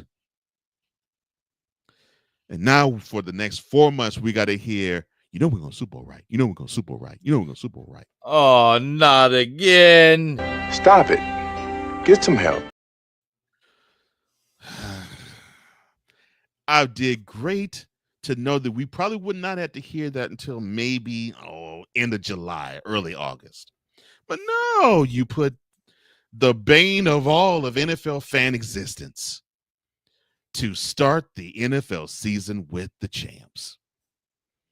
Goodness gracious. I'm going to love this game. Oh, what's that, Bishop? Hell to the no, to the no, no, no. Hell no, to the no. Goodness gracious. I'm I came very close to destroying another program when I caught wind of the fact the first game of the 2025 season was the Cowboys Eagles. I'm like, Commanders or Lions or Rams. That would have been great, but no, Cowboys. Nah. I actually like the Commanders' schedule. I mean, it does appear challenging. Yeah, it's not an easy one. It's not. It's No, I'm not definitely laughing not. at you. I'm sorry. I'm not laughing at you. I'm sorry. I saw a comment. I'm laughing at a comment. I'm sorry. Go ahead. Well, and I look forward to getting to that. We still got a little time. But I agree with you. I agree with you. I do like I do like Commander schedule. I did look at it. I do like the schedule. I'll breeze through it real quick. We're not counting preseason, but first week of the season they have the Giants at home on September 7th. Then they go to Green Bay to take on the Packers on September 11th. That looks like a Thursday game. Night. Yeah, Thursday night game. You got the Raiders. It'll be coming into FedEx. Then they're going to be in Atlanta to take on the Falcons again. So will it be Penix or will Kirk Cousins still be there? And will there be some type of switcheroo? Who knows? Oh, man. That's going to be a good game, too. Then they go to L.A. to take on the Chargers. Mm-hmm.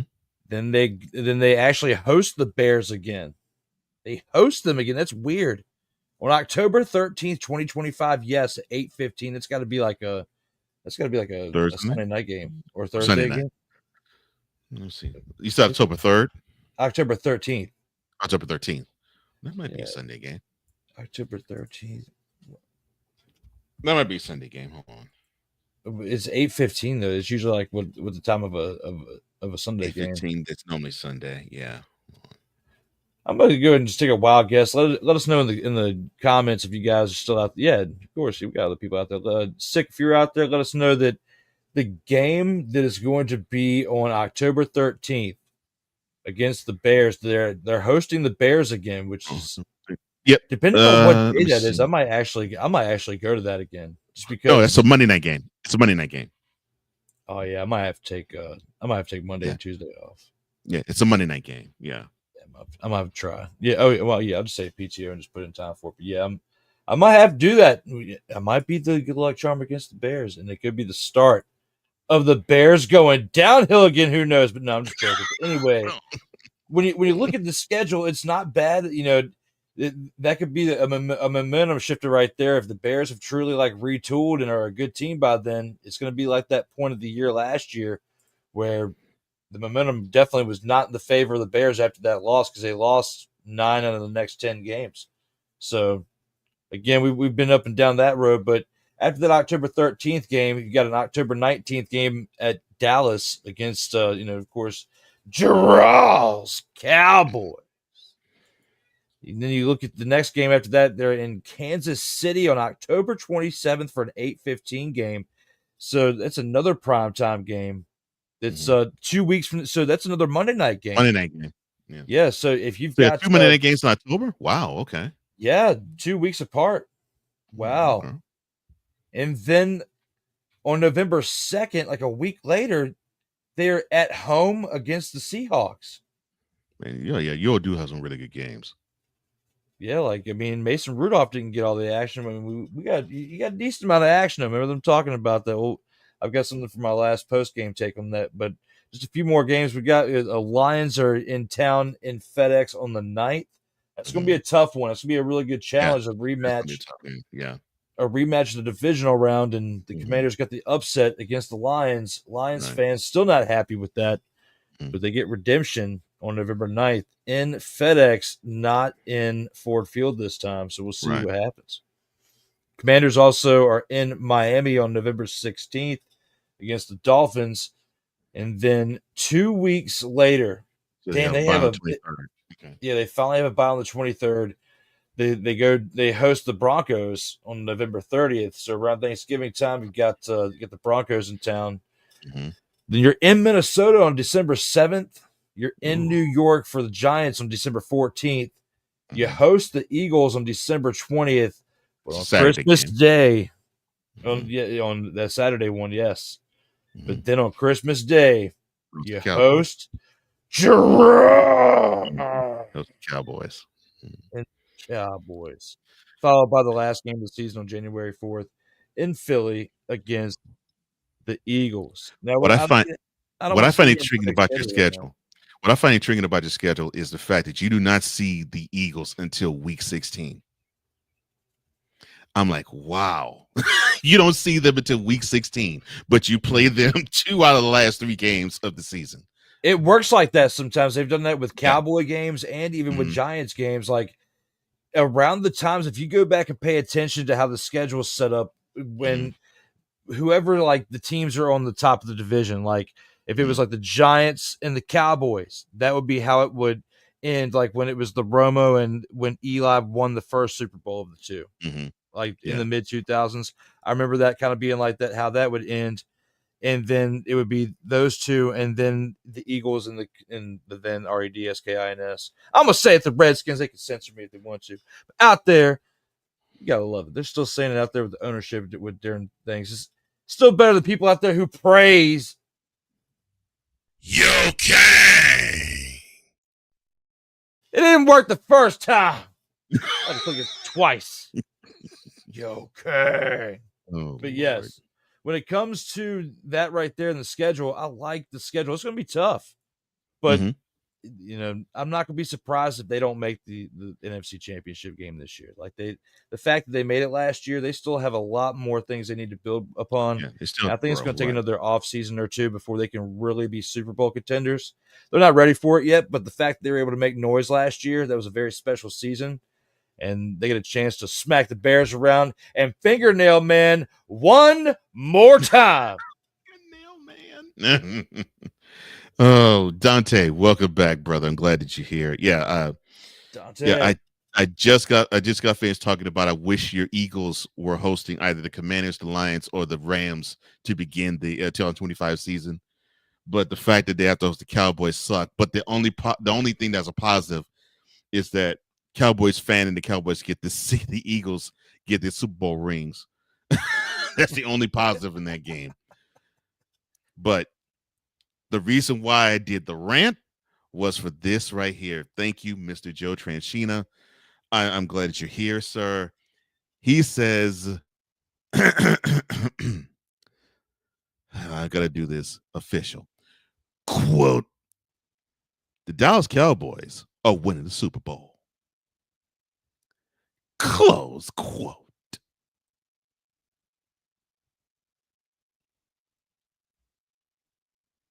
Your Hey, ain't nobody care. Who cares? Ain't nobody care. I'm sorry, sir. Go ahead, sir.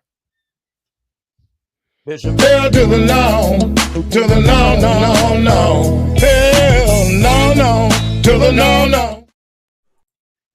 Cowboy. You guys want to hear a fucking story? When it comes to this confident right here, I mean, first of all, Joe, welcome to the program. We love you, Joe. Thank you. We appreciate your comment for the first time. If you have not subscribed, please subscribe to the platform. We do this every single Friday. We have a great time doing this. But yeah, so we just have fun. But no, you are not. You need to just, if you could, with your comment, if you could just Delete! Delete! Delete! Delete! Delete! Delete! just that one. Everything else was cool until you started talking about the Cowboys. If the Eagles are so great, why do the Cowboys have 6 oh, my bad, we're both clicking on the same time. Primetime games, and the Eagles just have 5 primetime games. I mean, the trade that they just made for Pickens, and with Dak being healthy, if everything else around him is right to protect him, you haven't had good protection around Dak. He's been getting hurt. I mean, the quarterbacks don't just throw themselves into the fire and then just get hurt. You know, it's the protection that's around him. And Dak can scramble around if he needs to get a few yards, but he's not known to be out there like Lamar Jackson would to get extra yards within a day. So, come on, man. Looking at it for what it is, you gotta give the credit where it's due. The Eagles deserve more primetime games, but the Cowboys, do the Commanders have more primetime games than that, or not? Because we counted a lot of 8-15 games.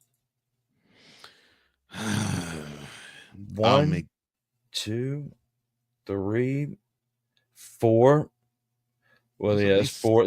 There's 4, and then you have Christmas Day. Christmas Day. So that's 5. Yeah, you got to count Christmas Day as like 3 because that's Christmas Day. It's 3 of them. So yeah, you got 7. So yeah, you're not. I'm just kidding. But anyway, it's all in the name of fun. Football is great, but Yeah. glad Dante you're able to make it. Yeah, brother. And Good to see you, brother. yes, I might say something in my post game comment for the Did he destroy us? I don't mind. Yes, I don't mind you watching for that, bro. I don't mind, bro, because I'm doing the same. In fact, after I wrap here, I'm gonna have dinner. I'm gonna catch dinner with the wife. We're gonna watch it on YouTube, seeing the further destruction of Diddy. So yes, that for sure is on tap for the night for me, for your boy. But looking forward to seeing that too. oh yeah, I got something I gotta say to you, but I can't say it here. I wait. It came up earlier, and I told you I was going at the end. I'm looking forward to that, even though every second here is fun. But Yeah. this is fantastic. Mm-hmm. Oh, I have a more simplistic answer for you, Mr. Tranchina. It is because we love to watch a train wreck, and unfortunately, the Dallas Cowboys are a train wreck. Until they can produce seasons, I don't know, like the Chiefs, where you're like, okay, we understand why they get the shine they get, the time they get. Okay, they're successful. Until the Cowboys get back to that, then that's understandable, and this would make sense. Unfortunately, people love to see the star fall. You know that, being a Cowboys fan. That's just how it is. I don't care. I just want to see a good game, whether the Cowboys win or lose. But that's why you have them on TV, because you have so many people who root against them as they do rooting for them. And yes, you are correct. It has been since the 2004 season, I think, since we have seen an NFC East team win back-to-back divisional championships. So more than likely, yes, it would play against the Eagles, that they would probably not win in 2025. But there's a team that actually is better than the Cowboys who can, and it's not the Eagles. So sorry. Dante says, look, the Eagles play a Super Bowl. Joe Dallas needs to shine, and their Super Bowl window's wide open. Lord, why? Oh, Lord. Dante is spitting facts. I'm letting him go back because that. As much as we have roasted on here, you do it better than I can. But I'm trying. You know exactly where I'm going, but it's just Yeah. Have we since? I'm sorry, but it's been long overdue. I think we got to click the button. I can't. There it is. This has been yet another Beating a Dead Horse presentation. And that's what we'll be seeing a whole lot of. And that's unfortunate. But this was actually a pretty fun snowflake of the week. But yes, Shield, come on now. And yes, I'm 100% with Drew too. Come on, fingernail man. Strip the fingernail polish from your fingers, son. I will actually have a discussion about this on Sunday for something that I'm going to bring up during the post game when we get to that final segment of this program, because I've got some breaking news. And I'm coming close on dusting off bringing back the morning shift. And when I do, I definitely will be talking about all things Diddy. That will definitely be on the table. Because I have a lot to say about that. The case is nuts. Yes, the case is absolutely crazy. Tootsie Roll. I still can't get over that, dude. Itty bitty ditty.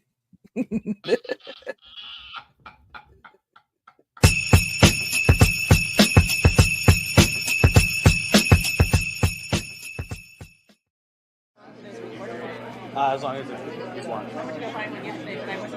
Oh Lord, from itty bitty ditty to our thoughts about football. Welcome to the post game, where basically this is our final thoughts of the week that was, and even some thoughts of things to come.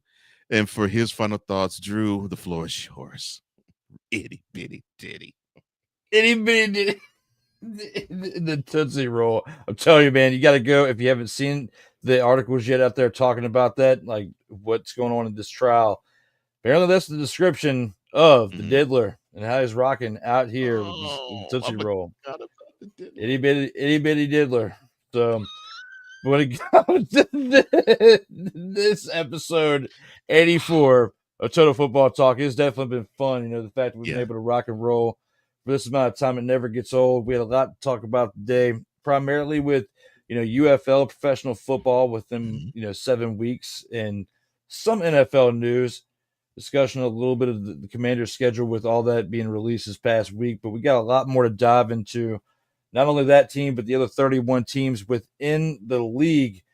And it definitely will be fun to come back next week to have episode 85. I'm looking forward to doing that and discussing 4 games where someone has to take the big old Nestor.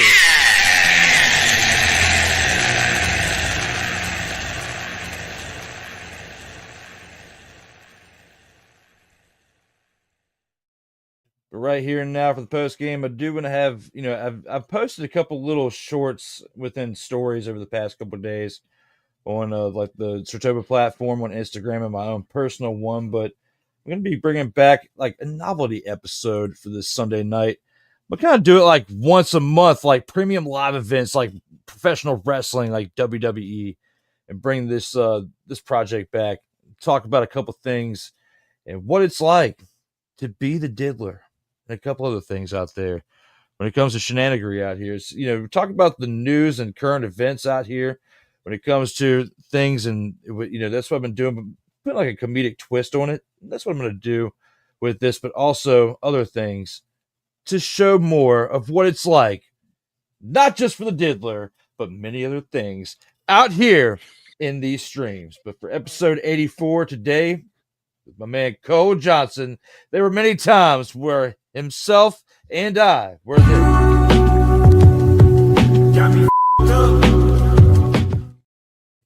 And it was great. Yes, it was. And I'll definitely let you know, Dante. And I look forward to see what you have to say about it as well. I'm sure Drew feels the same. In fact, I'm positive Drew feels the same. Abso-mother-father-and-lutely. Oh, great thoughts. And yeah, I'm looking forward to how episode 85 was, and I've enjoyed 84. Actually, I'm going to do a more personal bent, and personal in football bent. Since Drew got a chance to comb out the 2025 schedule for the Commanders, and I'm glad he did. Of course, for those who don't know, my team is the Texans, and they have been ever since the first game that I got a chance to witness, which was in 2002. And God, I can't believe it's been 23 years since their first game. Time flies. But I looked at their schedule, and there's some stretches. Like the first 4 out of 6 for the Texans are road games. Then after that, they have 3 straight home games before they have a 3 out of 4. They have a bye, and then they have 3 out of the next 4 to be on the road, and then the last 3 out of the 4 games they play will be at home. So it's sort of the schedule sort of broken down on that 4 stretch and that 4 quarter stretch. The first game they go out to LA to play the Rams. That'll be their first of 2 trips out to LA. Yes, they play both LA teams out in LA. That probably might be actually a primetime game. That kickoff is at 4:25, so it's quite possible it might be one that plays as a primetime game, not primetime, but a Sunday afternoon game. I would say game of the week, but that's for Fox. Then they come home, they play the Buccaneers. That will be, that'll be Monday night. And it's one of those 2 Monday night games because it's an early kick for Monday night. Actually, it's a 7 p.m. kick. But yeah, first home game is a Monday night game. I love that. Then they travel to Jacksonville to play Jags. Of course, you know that's not a primetime game. And neither is the next one when they go home to play the Titans, and it should not be. But it's possible that the October 5th game at 1 p.m. in Baltimore might be with the Ravens. It might be, might not be. But hopefully it'll be a good game. And hopefully the Texans can learn how to actually play with a team like the Ravens and find a way to beat them, even if it is in Baltimore. But they can't look as embarrassing as they did on Christmas night. Unfortunately, any effort better than that probably would be better than the 31-2 butt whooping they took. But I digress. Then they traveled to the Pacific Northwest after the bye to play the Seahawks. And I think that's actually a Monday night game, is it? Yeah, that's a Monday night game. Then they have their 3 home games in a row. First one is against the 49ers. That's on Fox at 1. Then on Fox at 1 again, November 2nd, that'll be the Broncos. And then on CBS on the 9th will be the Jaguars. Of the 3, I think the Broncos might be the one that you might see televised nationally, but I doubt it. Then they bore their way here to Nashville to play the Titans. That'll be a 1 p.m. kick on Fox. Then Thursday night till at home against the Bills. And of course, this is another. There's 3 games to me where this is a litmus test of sorts. The game in Baltimore, the game against the Bills, the Thursday before Thanksgiving. Let's see, and then they go to the Colts. They play them in Indianapolis. They go and play the Colts, and I think that's what, week 13. Let me see. 18, 17, 16, 15, 14. Yeah. So not quite like the Commanders Eagles, where you don't see the Eagles until week 16. Yeah, we don't see the Colts until week 13. And we actually play both the Titans and Jaguars games before then. Oh, so wow. yeah. So yeah, we don't even face the Colts until we finish playing the Titans and the Titans and the Jaguars. So yeah, November 30th is the kickoff there in Indy at noon or 1. I'm sorry. Then the lone, at least at the moment, Sunday night tilt. This will be in Arrowhead to play against the Chiefs, and this is the 3rd litmus test game. NBC will carry that 8:20 kick, of course, and then the 3 out of the 4 games at home. Started with the Cardinals on the 14th of December. The 21st of December, late kick against the Raiders. That actually might be nationally televised, but I don't know if the Raiders are primetime ready yet. And then the last 2 games, their second trip to LA against the Chargers. And that is slated to be determined, because it could either be it could be slotted for the I'm trying to think, the 27th or the 28th. Yeah, it could either be slotted the 27th or the 28th of December. And then at home against the Colts to finish off things, that could be slotted on the 3rd or the 4th. So if I had to make a prediction, I'd probably say maybe 12-5. I don't see them making that too big of a step because there's too many question marks. One, offensive line. Another, will we see that sophomore slump of CJ Stroud extend itself to the 3rd year? Who will step up besides Nico Collins, because you have only him and the 2 other wide receiving threats you had, Stephon Diggs and Tank Dell, gone. One to a trade, the other through injury. So there's too many question marks for me to say, oh yeah, I think they're going to run away with the AFC South, and they'll probably compete with the Chiefs, the Ravens, and the Bills for, I don't know, 13-4, 14-3 mark. No. 12-5. I say 12-5. I wouldn't be surprised if they go 11-6. I would not be surprised. But I do think they will have a really good year. I think they'll surprise a few. I think they will surprise a few. I think they will not surprise others. I'm looking forward and I love when we look at schedules. I'm looking forward to how the team comes about. Who are they going to who are they going to coalesce around? And I know with Drew, there's going to be the favorites that you have and the stalwart names, like Terry McLaurin, who the team will rally around him. I mean, being a non-Commanders fan, I can understand that. They're going to rally around him, and they want to have a chip for him because he's one of the longest tenured Commanders players. So they want to win for him. Who's going to be that for the Texans? And and you get excited about those things. And you get excited about who they bring in free agent wise and who they picked up in the draft and who in the draft that you did see will make a difference and who in the draft that you didn't see will make a difference. All of these wonderful things just make you feel really giddy about the season to come. The only part about it that sucks is that we see this schedule now and we won't start the regular season until mid of September. But with that being said, I hope that you all really enjoy what we have upcoming because I think the 2025 season in the NFL is going to be great. And we might even see some of these UFL players actually be on these NFL rosters to join them. So from two big NFL fans and two big football fans to the rest of you, enjoy football. It is coming back. I know the summer's going to be long, but it won't be too long. We'll talk about training camp and the preseason before we get to the regular season. Oh, and Steelers, stop showing your issue. Just roll with Mason Rudolph, please.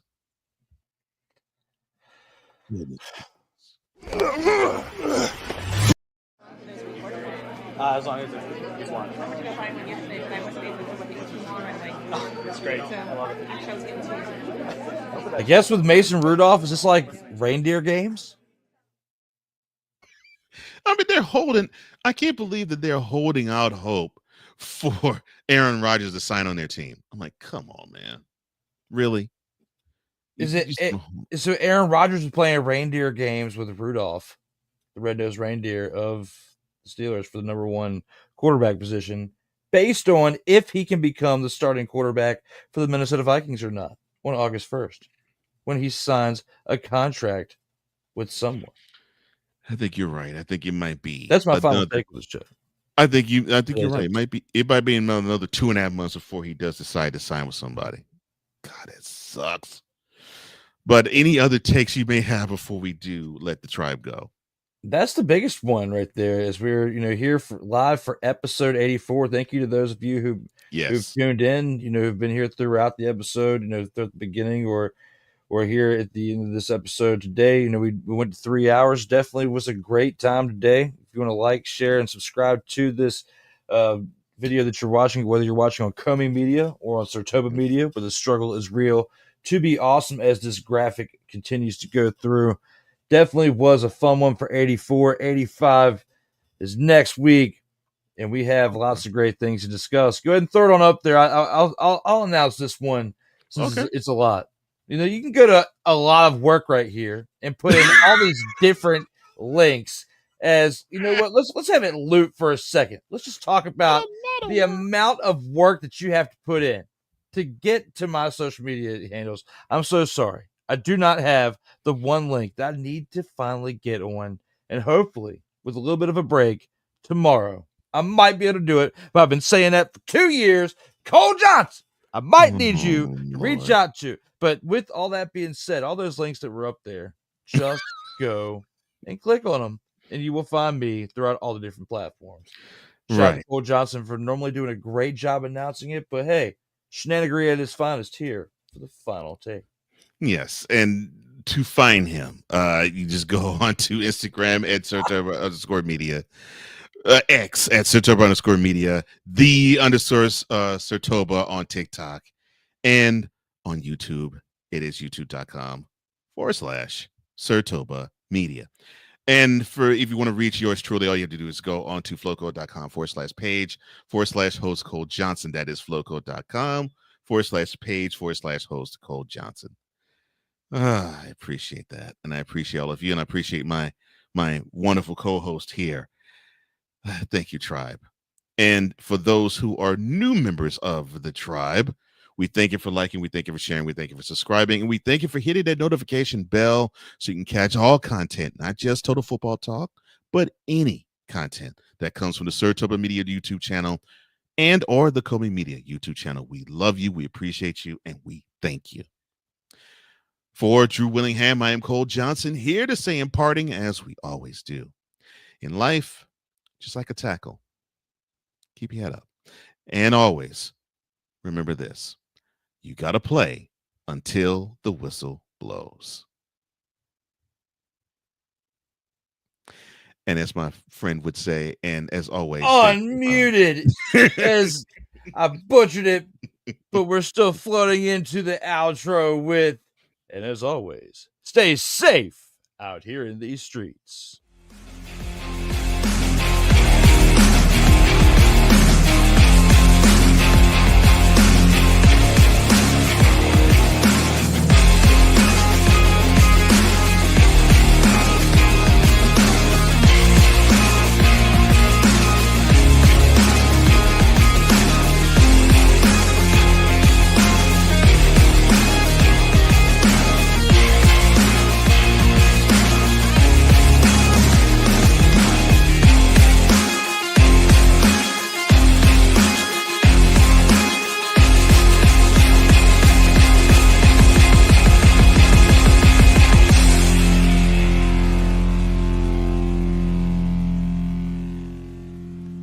Can't believe I butchered that one.